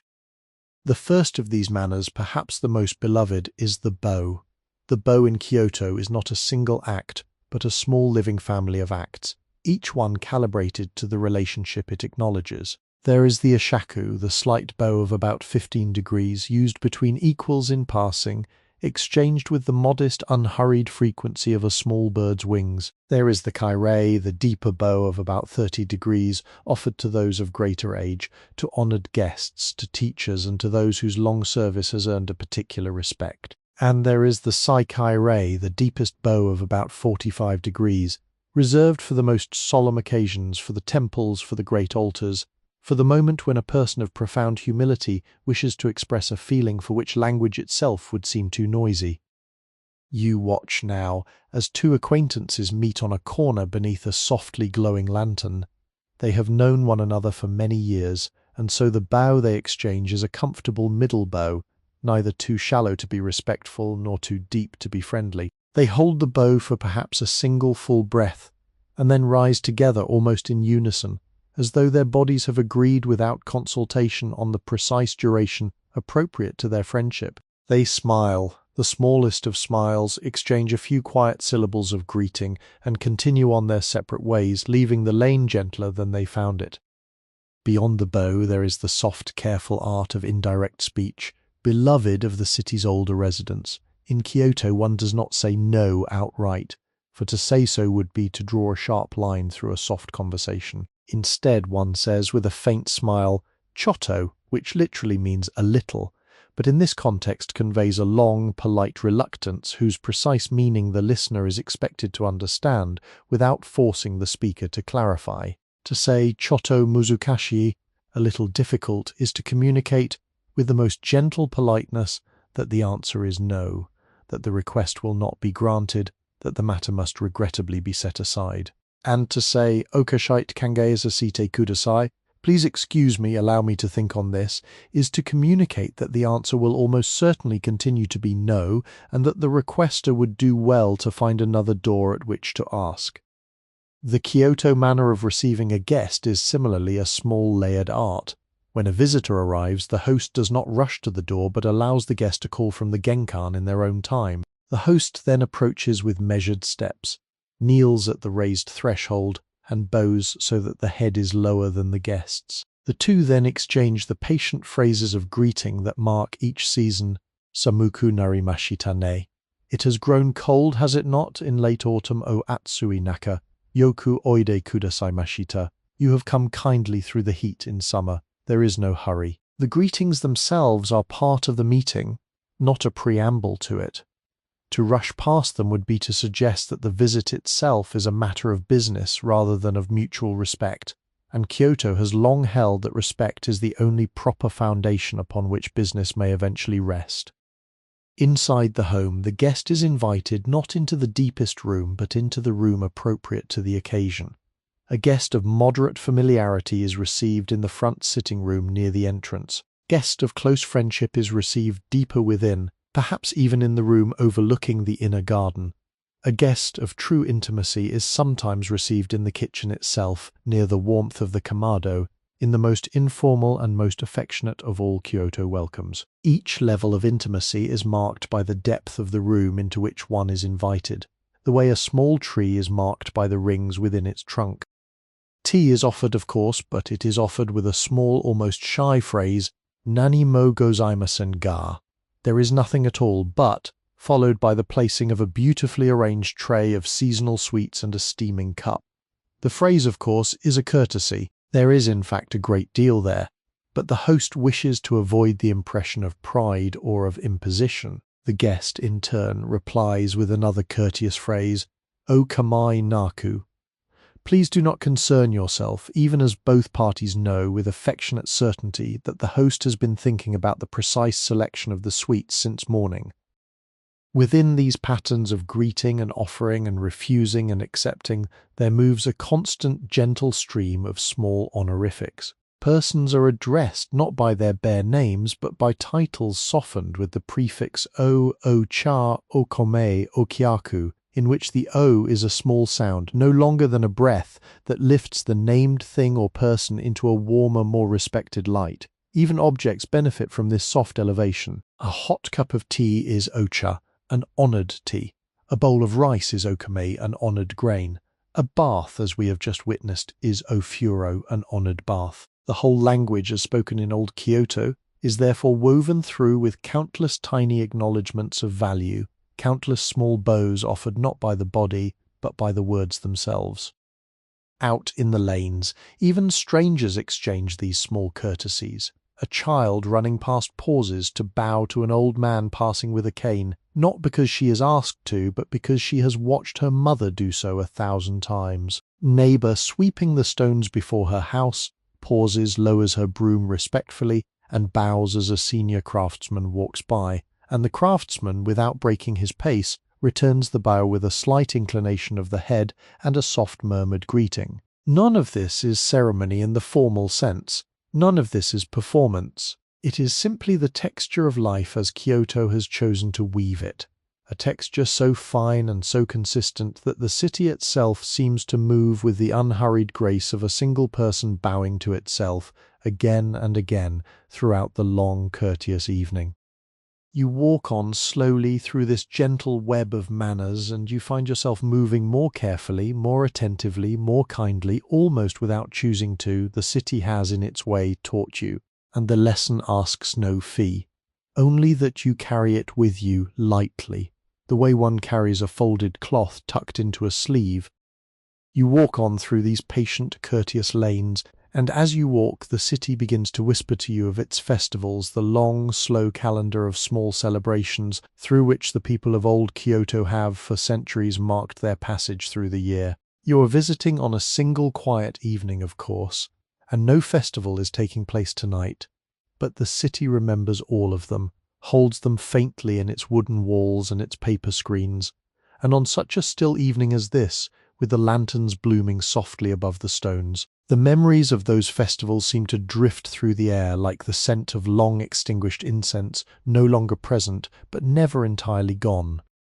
In the deep cold of the first month, when snow lies thinly along the eaves, and the air is so cold that breath becomes visible in the lantern light, the city celebrates the long quiet days of Shogatsu, the new year. In every household, the doorway is decorated with the kadomatsu, an arrangement of 3 slanted lengths of green bamboo bound at the base with rope, accompanied by sprigs of pine and small clusters of plum. The bamboo is cut at an angle, its open hollows facing outward like small green mouths inviting the spirits of fortune to step inside. Above the doorway hangs the shimikazari, a twisted rope of white rice straw decorated with strips of folded paper and a single fragrant orange, marking the entrance as a sacred and welcoming space. Inside the homes, the family gathers around shallow lacquered trays of osechi ryori, small artful portions of foods chosen for the meaning of their names and shapes, slim black soybeans for steady health, sweet rolled omelette for prosperity, simmered burdock root for strength of foundation, each dish eaten slowly and with quiet ceremony. The first sip of otoso, a spiced sweet sake, is taken with the youngest child of the family raising the small lacquered cup first, the order of drinking running in reverse of age, so that the long lives of the elders may be poured downward into the new year through the youngest mouth. In the second month, when the first plum trees begin their tentative blossoming in the temple gardens, the city celebrates Setsubun, the small ceremony that marks the transition from winter to spring. On this evening, the head of each household stands in the genkan with a wooden box of roasted soybeans, scoops up a generous handful, and tosses them outward into the night, calling in a quiet voice, "Oni wa soto, fuku wa uchi," out with the demons, in with good fortune. The soybeans pattering against the stones make a sound like the smallest of rains, and after the throwing, each member of the family eats a number of beans equal to their age, plus 1 for the year ahead. The children laugh as they count.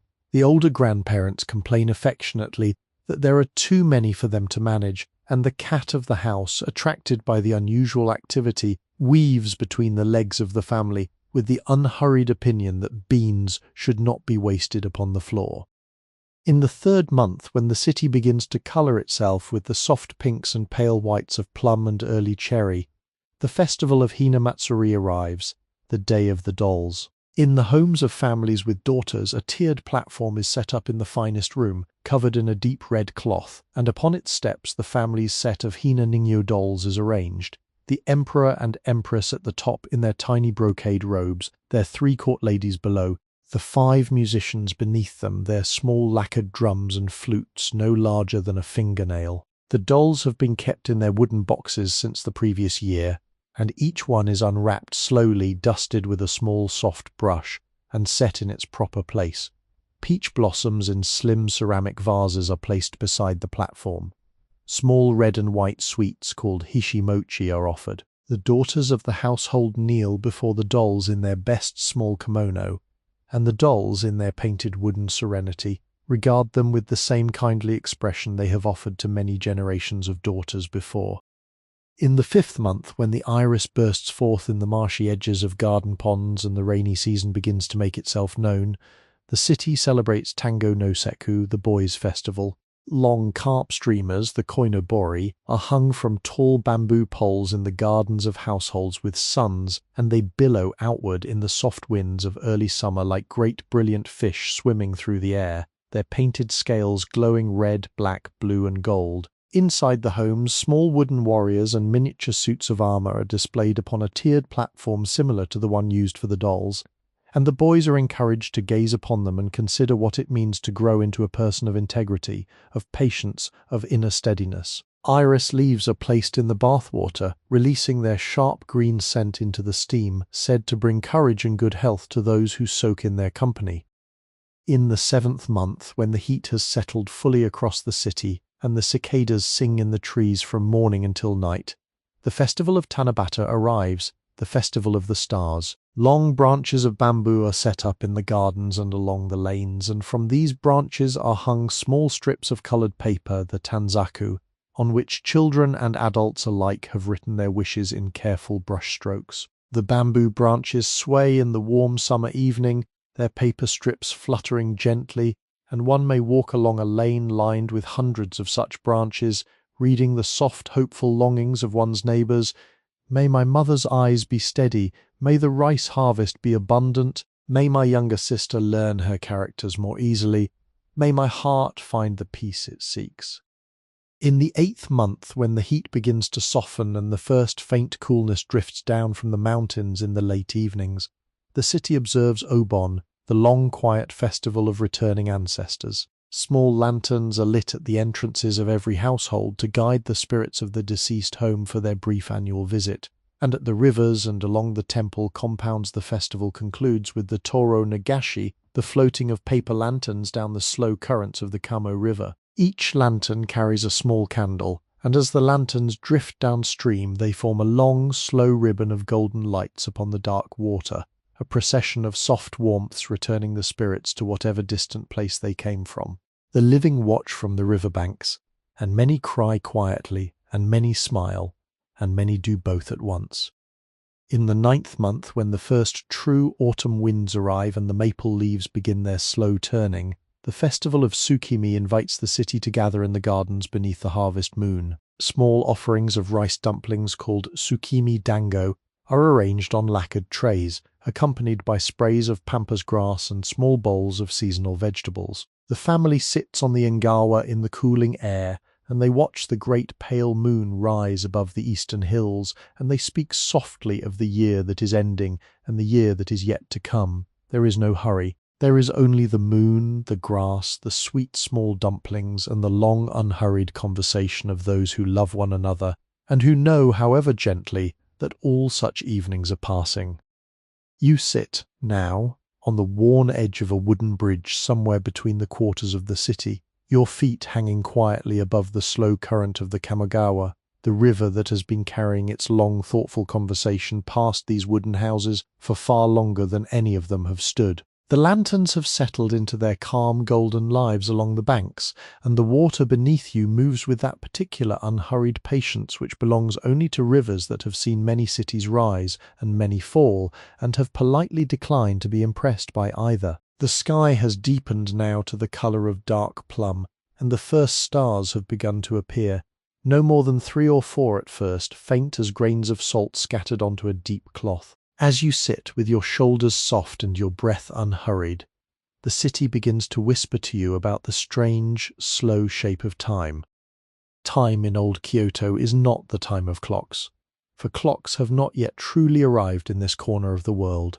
There are mechanical timepieces in some of the great houses, wadoke beautifully crafted with brass faces and careful gears, and they keep their hours according to the old reckoning, in which the daylight is divided into 6 equal parts and the night into 6 equal parts, so that the length of an hour itself stretches and contracts with the seasons, longer in summer days, shorter in winter days, longer in winter nights, shorter in summer nights. The hours in this older system breathe with the year, and the people of the city do not find this strange, for they have always understood that time itself is a living thing, not a fixed grid, and that its body must be allowed to move with the body of the world.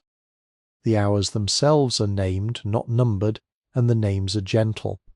The hour of the rat, the hour of the ox, the hour of the tiger, each named for one of the 12 signs of the old zodiac, and announced softly throughout the city by the patient bells of the temples. The bell of Kion, in the great deep-voiced bell that hangs in the temple's hilltop bell tower, is said to be heard on a still night in every quarter of the capital. Its long bronze sigh rolling across the rooftops with the unhurried authority of an elder, reminding the city of its place within the larger turning of things. When the bell sounds, no one stops what they are doing. They simply allow the sound to enter their ears, and they allow themselves to remember for a single soft moment that another hour of their life has rounded its corner and gone forward into the past. There is a tradition in this city, very old, of marking time by the smaller signs of the natural world rather than by the abstract counting of moments. The plum blossoms open, and that is one kind of time, the cherries follow, and that is another. The first cicada of summer begins to sing in a temple grove, and a particular season has begun, whether or not the calendar agrees. The fireflies appear above the small canals at dusk, and an entirely new chapter of the year has opened. The cool of late summer brings the first faint scent of haggy bush clover drifting through the lanes, and the heart, having waited all year for that scent, recognizes it without having to be told. The maples turn, the moon grows fuller, the persimmons ripen on bare branches, the first frost appears on the moss of the inner garden, and through all of these signs the year speaks itself in a slow, fragrant, patient language that no clock could ever reproduce. Beneath these many small times, there moves a deeper time, the great silent time of the city itself. Kyoto has been here for nearly 1,000 years already, on this evening on which you sit on this bridge, and the people who live in it know this in a quiet, unintrusive way that does not weigh upon them. They do not boast of the city's age, they do not lament its long history. They simply move through its streets with the soft awareness that the lanes they walk were laid out by hands many centuries gone, and that they themselves will, in their own time, become a small part of the long memory of the stones. There is no melancholy in this awareness. There is only a gentle proportion, a quiet sense of being one wave among many waves, lifting and falling on a sea that knew waves long before yours and will know them long after. This is the secret philosophy of old Kyoto, the soft understanding that the people of this city carry without ever needing to articulate. It is the understanding that nothing lasts, and that this fact, far from being a sorrow, is the very source of beauty. The cherry blossoms are not beautiful in spite of their brevity. They are beautiful because of it. A blossom that lasted forever would not be a blossom but an ornament, and the people of this city have always preferred living things to ornaments. They have given this understanding many names over the centuries. Mono no aware, the gentle pathos of things; wabi, the beauty of quiet imperfection; sabi, the patient grace of weathered surfaces. But at its heart, beneath all of these names, the understanding is the same. To love a thing fully is to love it as it is, a passing thing in a passing world, and the love is not lessened by the passing, but in some quiet, inexplicable way is deepened by it. You sit on the bridge and the river moves beneath you, and you find yourself thinking, with the soft, unfocused thinking of an evening like this one, of all the rivers that have flowed beneath all the bridges of all the cities of the world. Each one carries its own slow conversation. Each one has been watched by countless tired persons sitting on countless wooden edges, hands resting in laps, breath softening, eyes lowering toward the surface and then lifting toward the deepening sky. The river beneath you is not, in any final sense, different from the river beneath those other bridges. The water flows, the lanterns are lit, the bells are sounded, the blossoms open and fall, The whole long, patient performance continues, and the small, important kindness of being alive within it is offered freely to anyone willing to sit quietly enough to receive it. Small leaf, dry and curling, drifts down from somewhere upstream, lands upon the surface of the water near your dangling feet, spins slowly twice in a tiny eddy, and is then carried away southward toward whatever gentle distances the river is traveling tonight. You watch it go without sadness. You understand in the wordless way the city has been teaching you all evening that this is what time is.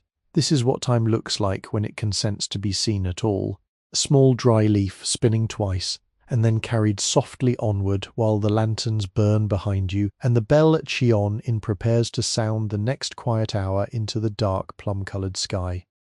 You breathe in slowly, and the city breathes with you, tanned somewhere in the long, warm centre of your chest. Small worry that you had carried into this evening unfolds itself, agrees that perhaps tonight is not its time, tanned quietly, like the leaf, drifts away. You rise at last from the wooden edge of the bridge with the slow care of a person unwilling to disturb the moment they are leaving, and you begin to walk again, more inwardly now, more lightly, though the small dry leaf that drifted away beneath you had carried with it some last quiet weight that you did not realize you had still been holding. The lanes have grown deeper into night, but the lanterns remain faithful, and as you walk, the city begins to whisper to you about another patient mystery, one that the people of Kyoto have understood in their bones for many centuries. It is the mystery of inheritance, the soft handing down of objects from one generation to another, the long, careful transmission of small ordinary things across the slow river of time. In the great houses of the wealthier merchants, this inheritance is grand and visible, gathered in lacquered storage chests of Paulownia wood called kiri-tansu, kept in the deepest, coolest rooms of the home. Inside these chests lie the household's most precious possessions, kimonos folded with such care that not a single sleeve has wrinkled in 50 years, hand scrolls of ancestral calligraphy wrapped in silk, lacquered tea utensils nested in their original wooden boxes, each box bearing on its lid the hand-brushed signature of the artisan who made the object within. Many of these objects are no longer used, only kept, and yet the keeping is itself a form of use, a way of preserving a long thread of meaning that runs from the present moment back through grandfathers and great-grandfathers into a soft, unverifiable past. Once or twice a year, on certain dry, sunny afternoons, the tansu are opened, and the family gathers to take out each treasure in turn, to air it, to admire it, to speak softly of who once owned it, and then to fold it again with the same patient precision and return it to its place. This is called mushi-boshi, the airing against insects, but everyone understands that it is also an airing against forgetting.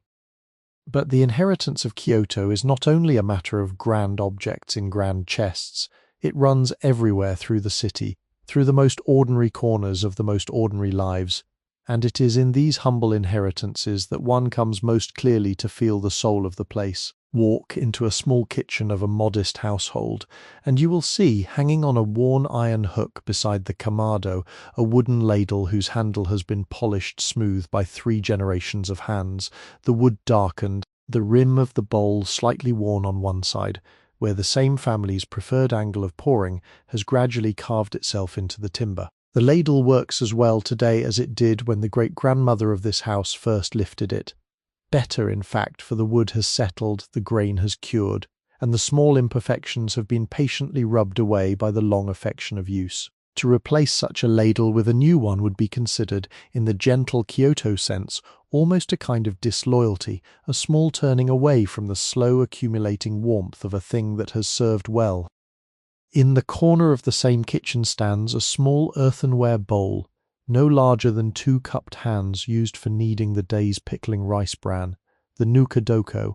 The bowl was made in a kiln east of the city perhaps 80 years ago, and it has been used every single day since, kneaded by morning and evening with the patient knuckles of the household's women. And over those 8 decades, the bran inside has developed a deep, complex life of its own. Living culture of bacteria and yeasts that gives the household's pickles their particular irreplaceable flavor. The mother of this house received the nukadoko from her mother on the day she was married, and her mother had received it from her mother before that. To care for the nukadoko is, in this family, almost the same act as caring for one's lineage. It must be turned, salted, fed with the trimmings of vegetables, never allowed to go too dry or too wet. And on those rare nights when illness or travel prevents the kneading, a neighbour is asked to come and tend to it, the way one would ask a neighbour to tend to a beloved cat. In the inner room, on a low wooden chest of drawers, sits a small wooden mirror stand of a kind once given to brides on the morning of their weddings.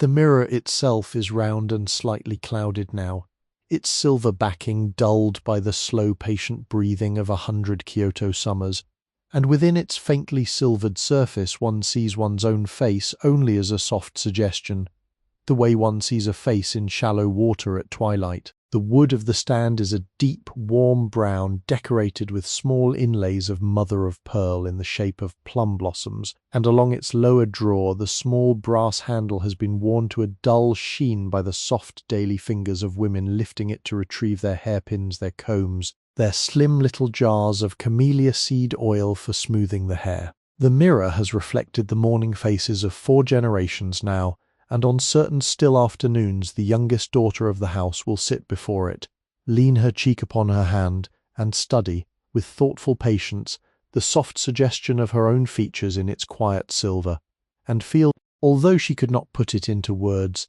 that she is being watched kindly by everyone who has ever sat there before her.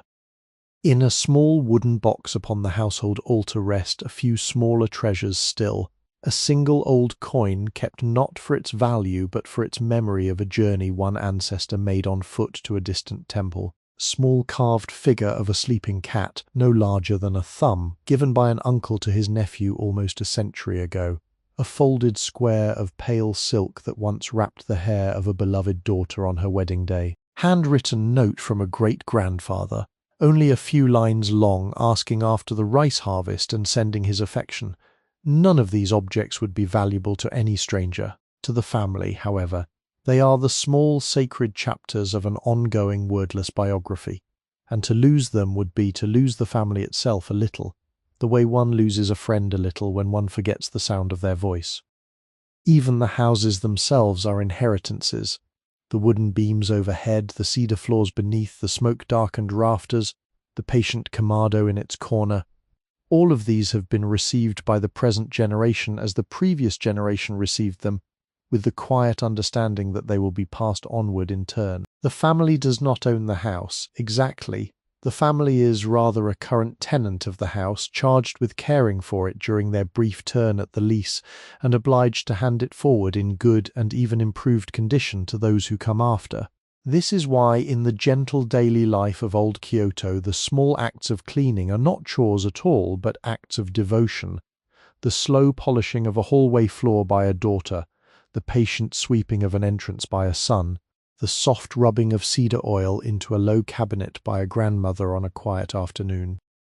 In this city, then, every object is, some sense, letter from the past, addressed gently to the present, tasking only to be received with the same care with which it was sent.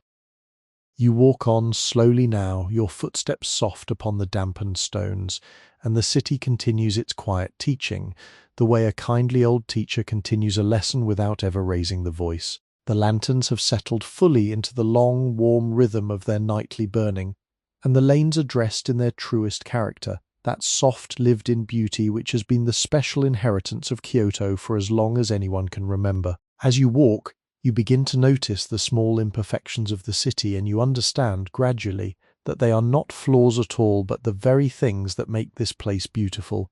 The cracked stone in the threshold, the faded blue of the noren, the bent plum branch leaning against the wooden gate, the tea bowl with its hairline crackle, the wall whose plaster has darkened in long, slow streaks. None of these things has been made beautiful in spite of its imperfection. Each of them has been made beautiful precisely because of it, and the people of Kyoto have, across the long, careful centuries, refined this understanding into one of their deepest and most generous philosophies. The philosophy has many names, and its names overlap and shade into one another the way colours shade into one another at dusk. There is wabi, which speaks of the quiet beauty of simplicity, of restraint, of the small humble object preferred over the grand showy one. There is sabi, which speaks of the patient grace of things that have aged, weathered, softened, the way an iron kettle deepens to a darker patina with each year of careful use, the way a wooden post acquires a deeper warmth with each generation of hands that have leaned upon it. Together, wabi and sabi form a single quiet attitude toward the world, a willingness to find loveliness in modesty, in age, in incompleteness, and to refuse the louder invitations of perfection which the city has long understood to be a kind of vanity, a kind of restlessness, kind of refusal to accept that the world is in fact alive. Walk now into a small temple courtyard just off the lane and stand beneath the dim lantern that hangs above the gravel. Before you spreads a small dry garden, the karizansui, perhaps 2 paces wide and 4 paces long, no more, surrounded by a low earthen wall topped with grey tiles. The gravel within the garden has been raked into long parallel waves of soft white, broken at intervals by 3 modest stones rising from the gravel like islands rising from a calm pale sea. There are no plants, there is no water. There is only the gravel, the stones, and the very particular silence that lives within such gardens, a silence that is somehow not empty but full of attention. As you stand there, you notice that the rake lines, made by the patient hands of a single monk earlier in the day, are not entirely uniform.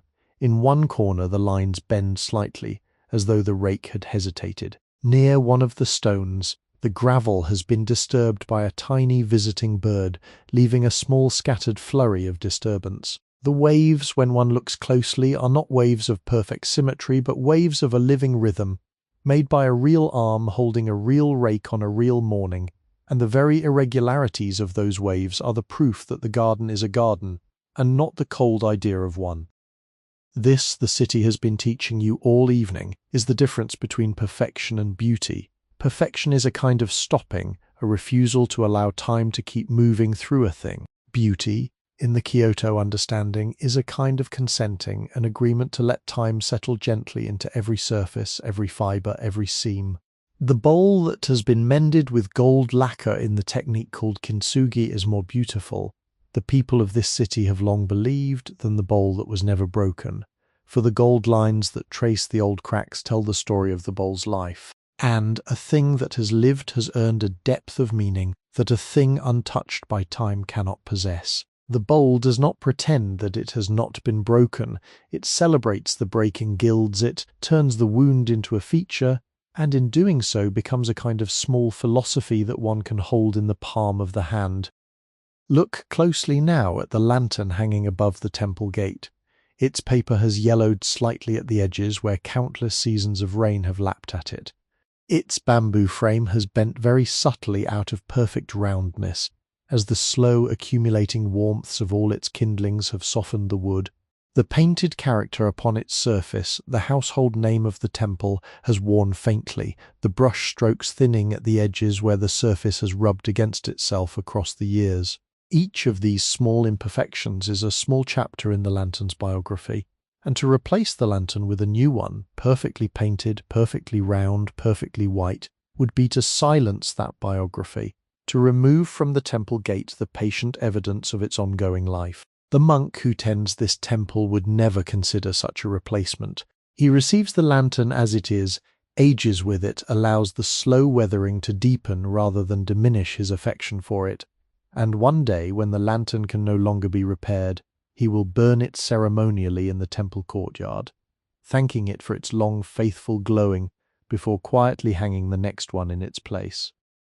Even the houses themselves are loved most truly in their imperfections. The wooden post in the central room of every machiya, the daikoku bashira, is the great structural pillar that holds much of the building's weight, and it is chosen at the time of construction not for its straightness but for the particular character of its grain and its small natural irregularities. The post bows very slightly in the centre. It has a small knot the size of a coin near its base. Its surface bears the faint marks of the adze that shaped it. The carpenter who chose it did so precisely because of these features, knowing that a perfectly straight, perfectly uniform post would feel cold to the eye, would refuse the warmth of being lived with. The slightly bent post, the small knot, the soft adze marks, these are the gentle handholds by which the human spirit grasps the post and accepts it as a companion rather than as an object. The same understanding extends to the people of the city. The faces of old Kyoto are valued in their character, their lines, their small accumulating signs of life. Grandmother whose face is creased into many soft furrows, from a lifetime of laughing and of patient working, is not considered to have lost her beauty, but to have grown into a deeper and richer one.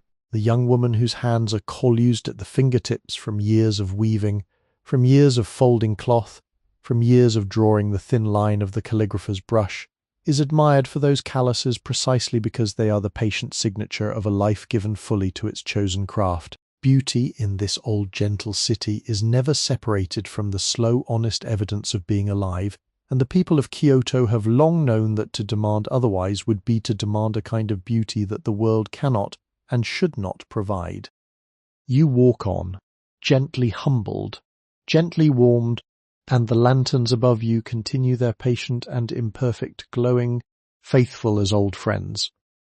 You walk on more slowly still, and the lanes lead you almost without your choosing toward the older parts of the city, toward the temple districts and the quieter shrines where the lanterns thin out and the silence deepens.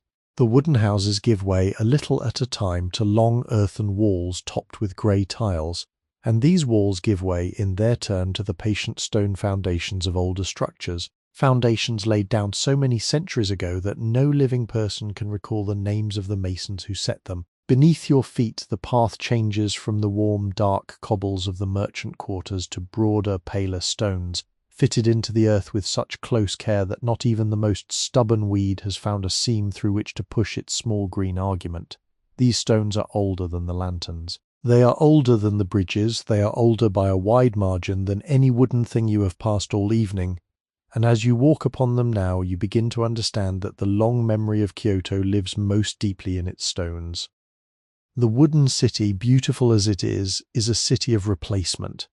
The cypress posts must in time be renewed, the shoji paper must be repaired with each season, the lantern frames must be remade when the bamboo has at last grown brittle, the roof tiles must be reset every few decades, when the rains have finally weathered them into uneven rows. The wooden city, then, does not so much last as it does continue, generation handing its tools to generation, the same houses built and rebuilt upon the same foundations, the same shapes preserved by the patient labour of always renewing hands, but the stones beneath these wooden things do not need to be replaced. The stones simply remain, settling deeper into the earth with each passing century, accepting the slow weather of the world without protest, holding the weight of the city upon their broad, patient shoulders without ever once asking to be relieved.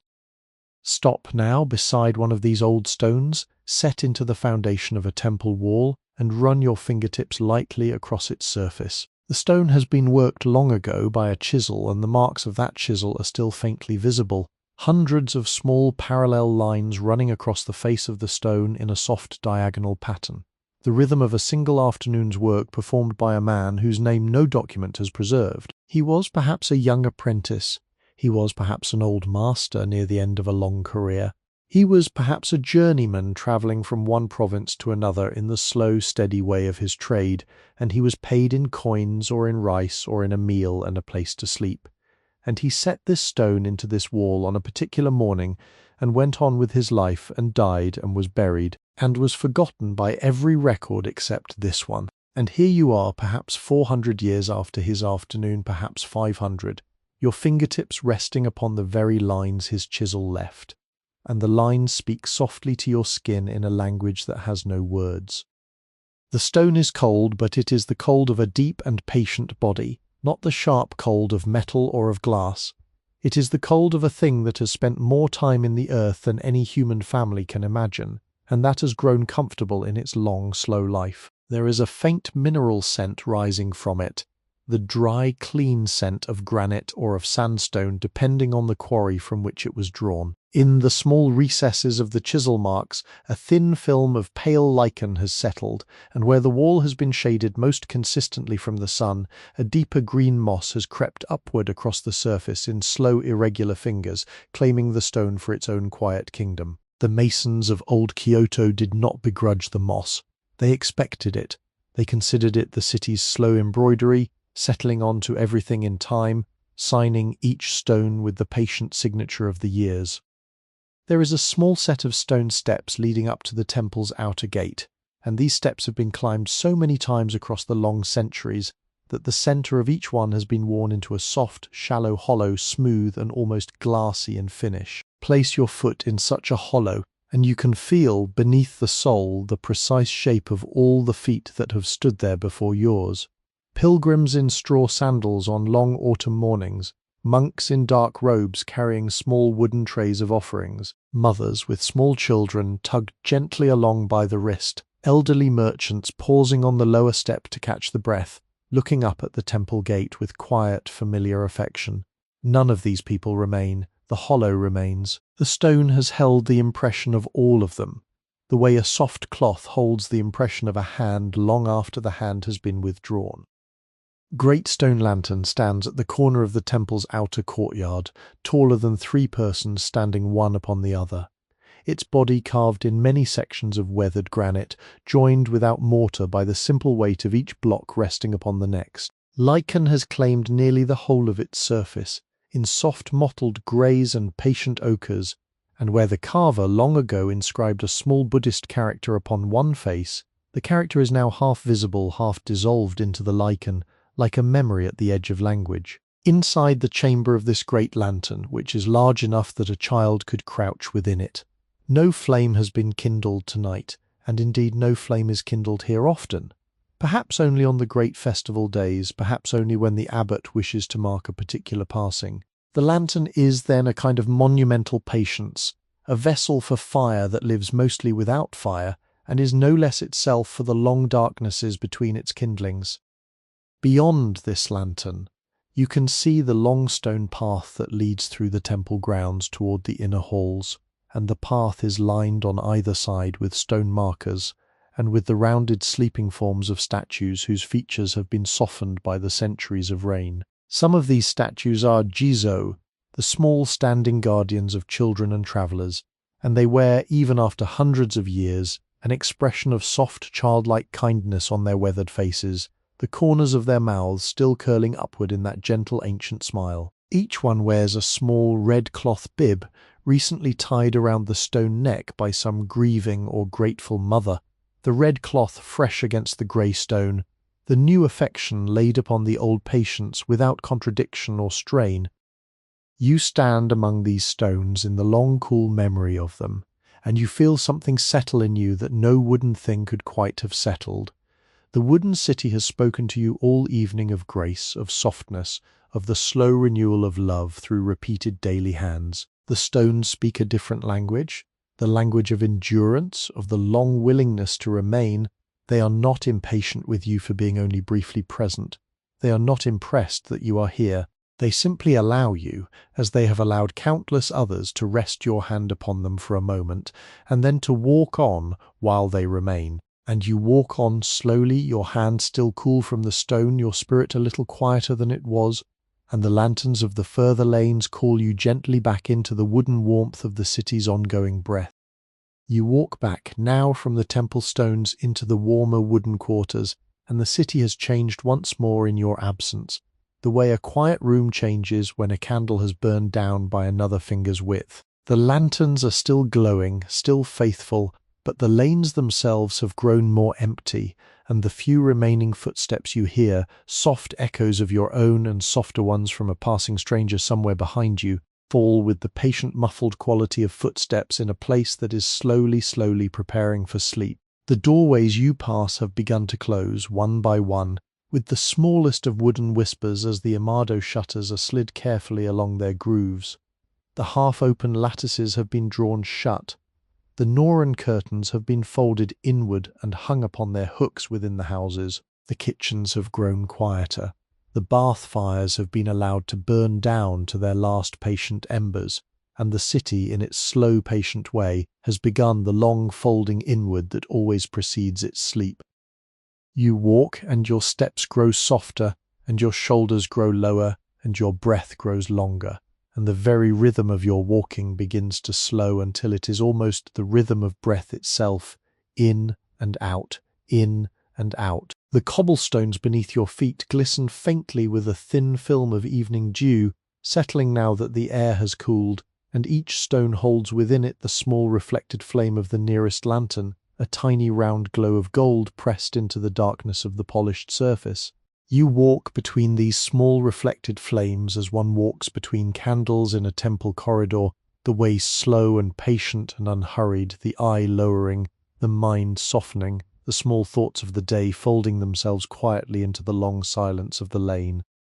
Single white moth drifts past your shoulder unhurried, its wings the colour of pale paper, and it settles upon the closed wooden surface of a shutter, where it rests as still as if it had been painted there. You watch it for a moment, and the moth does not move, and you do not move, and the lane does not move, and the city does not move, and there is only the long-held breath of the evening suspended between the moment that has just passed and the moment that has not yet arrived.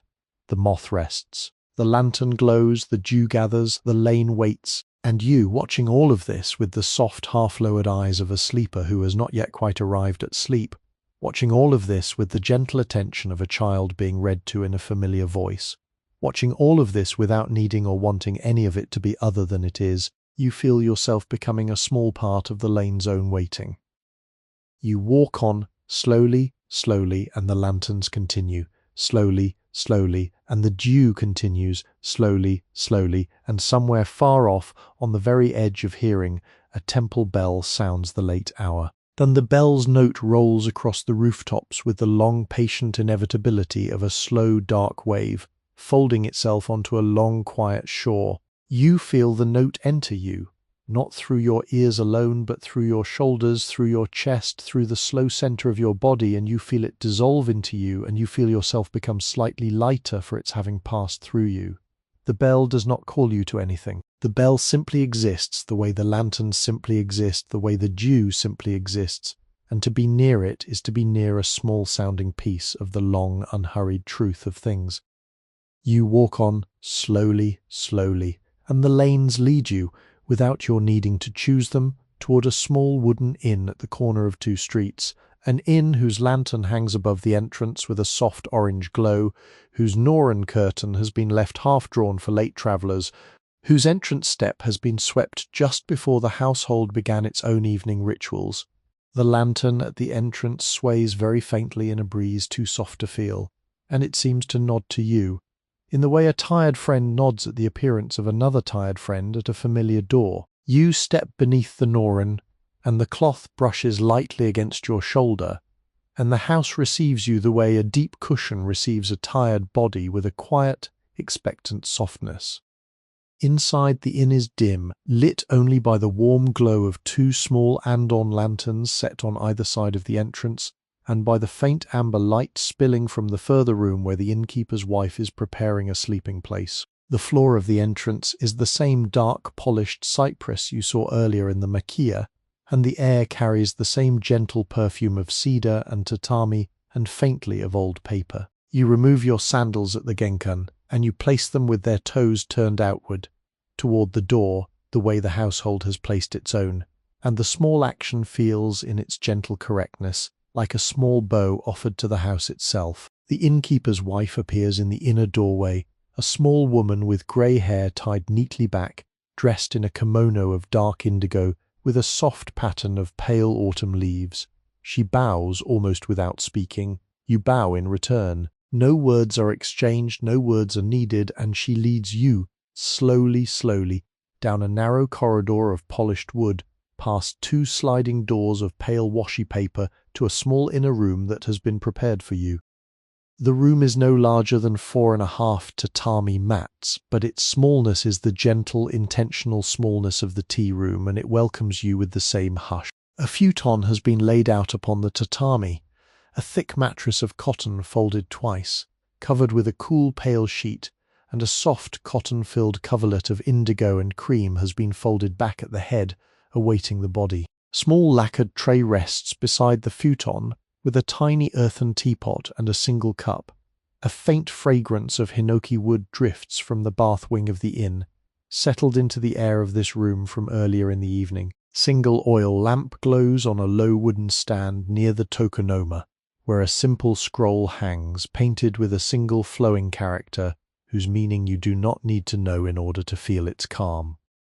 You step toward the futon. Slowly, slowly. You lower yourself onto the cool sheet. Slowly, slowly. You allow your body to settle into the soft give of the cotton, and you feel the long day's small weights begin to unbind themselves, one by one, from your shoulders, your arms, your hands, your hips, your feet. You exhale, the room exhales with you, the inn exhales with the room, the city exhales with the inn. Somewhere far off, the bell sounds again, and its note enters you and dissolves you a little further into the long, warm dark of the gathering night. The lantern flickers. The dew gathers. The moth still rests upon its shutter. The river still moves beneath its bridge. And your eyelids, slowly, slowly, slowly, begin their patient and welcome descent. Your eyelids have grown heavier now, slowly, slowly, and the small inn around you has settled into its own deep quiet, the way a great wooden ship settles into the long calm of a harbour at the end of a long calm voyage. The lantern beside the tokonoma flickers softly, softly, and its small flame seems to breathe with you, in and out, and the shadow it casts upon the pale washy screen sways gently, gently, like a small leaf upon a small slow current. The futon beneath you is warm now, warmed by your own body, and the cotton-filled coverlet has settled across your shoulders with a weight so kind it feels almost like the patient hand of someone who loves you, resting there, asking nothing, only steadying you toward rest. Outside the small paper screen, the lane is quiet. The lanterns still glow, faithful as ever, soft as ever, golden as ever. The cobblestones still hold their tiny pools of reflected flame, soft as ever, golden as ever. The dew still gathers upon them, slow as ever, patient as ever. The white moth still rests upon its shutter, still as ever, still as ever. The river still moves beneath its bridge, slow as ever, slow as ever, slow as ever. And the bell at the far temple, the great bell of Hyonin, sounds once more softly, softly, and the note rolls across the rooftops of the wooden city, and the note enters the small paper screen of your room, and the note enters the small warm centre of your body, and the note dissolves there, slowly, slowly, slowly, into the long, dark warmth of the night. You breathe in, slowly, slowly. You breathe out, slowly, slowly. And the city breathes with you, slowly, slowly. And the lanterns burn with you, slowly, slowly. And the river flows with you, slowly, slowly. And the long centuries of the wooden houses lean in close around you, slowly, slowly, gently, gently. And they hold you the way a grandmother holds a sleeping child, with no need for words, with no need for thought, only with the long patient warmth of a love that has been practicing itself for 1,000 quiet years. The lantern flickers. The dew gathers. The moth rests. The river moves. The bell sounds. The cedar exhales. The moss deepens. The lantern flickers. The dew gathers. The moth rests. The river moves. The bell sounds. The cedar exhales. The moss deepens. In the kitchen, the kamado fire has burned down to a single quiet ember, and the ember pulses faintly in and out, like a small red heart slowing toward rest. In the bath, the cedar tub has cooled, and the last few yuzu slices float upon the dark, still surface of the remaining water, fragrant still, fragrant still. In the inner garden, the stone lantern's flame has been allowed to settle into a small patient flicker, and the moss around it has darkened to the colour of deep velvet, and the bamboo pipe still pours its slow glassy syllable into the stone basin, slowly, slowly, slowly. In the tea room, the iron kettle has cooled upon its hook, and the matsukaze, the wind in the pines, has fallen silent, and the bamboo whisk rests in its small wooden saucer, its tines slightly damp, slightly fragrant, slightly green.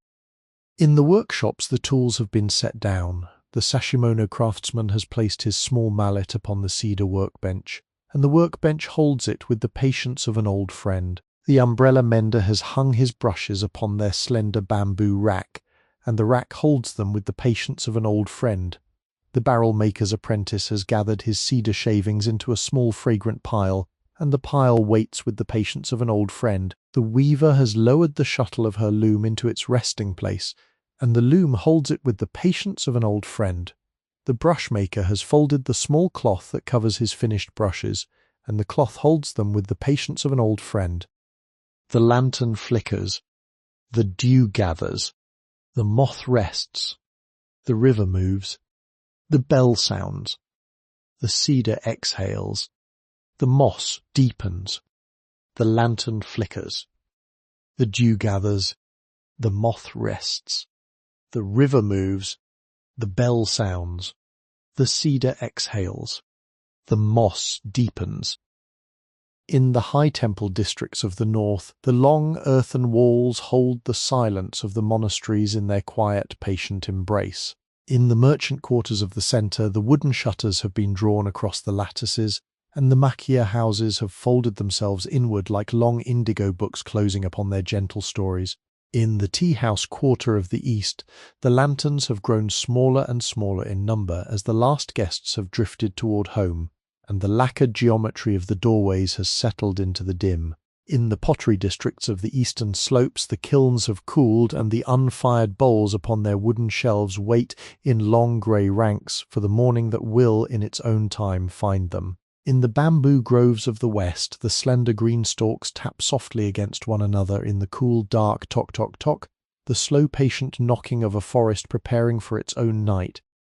You breathe in, you breathe out, you breathe in, you breathe out, and the city slowly, slowly, slowly dissolves around you, the way a faintly painted scroll dissolves into the soft mist of an early morning, the way a calligraphic stroke dissolves into the pale paper beneath it, the way a small reflected flame dissolves into the dark surface of a still pond when the wind at last has dropped completely.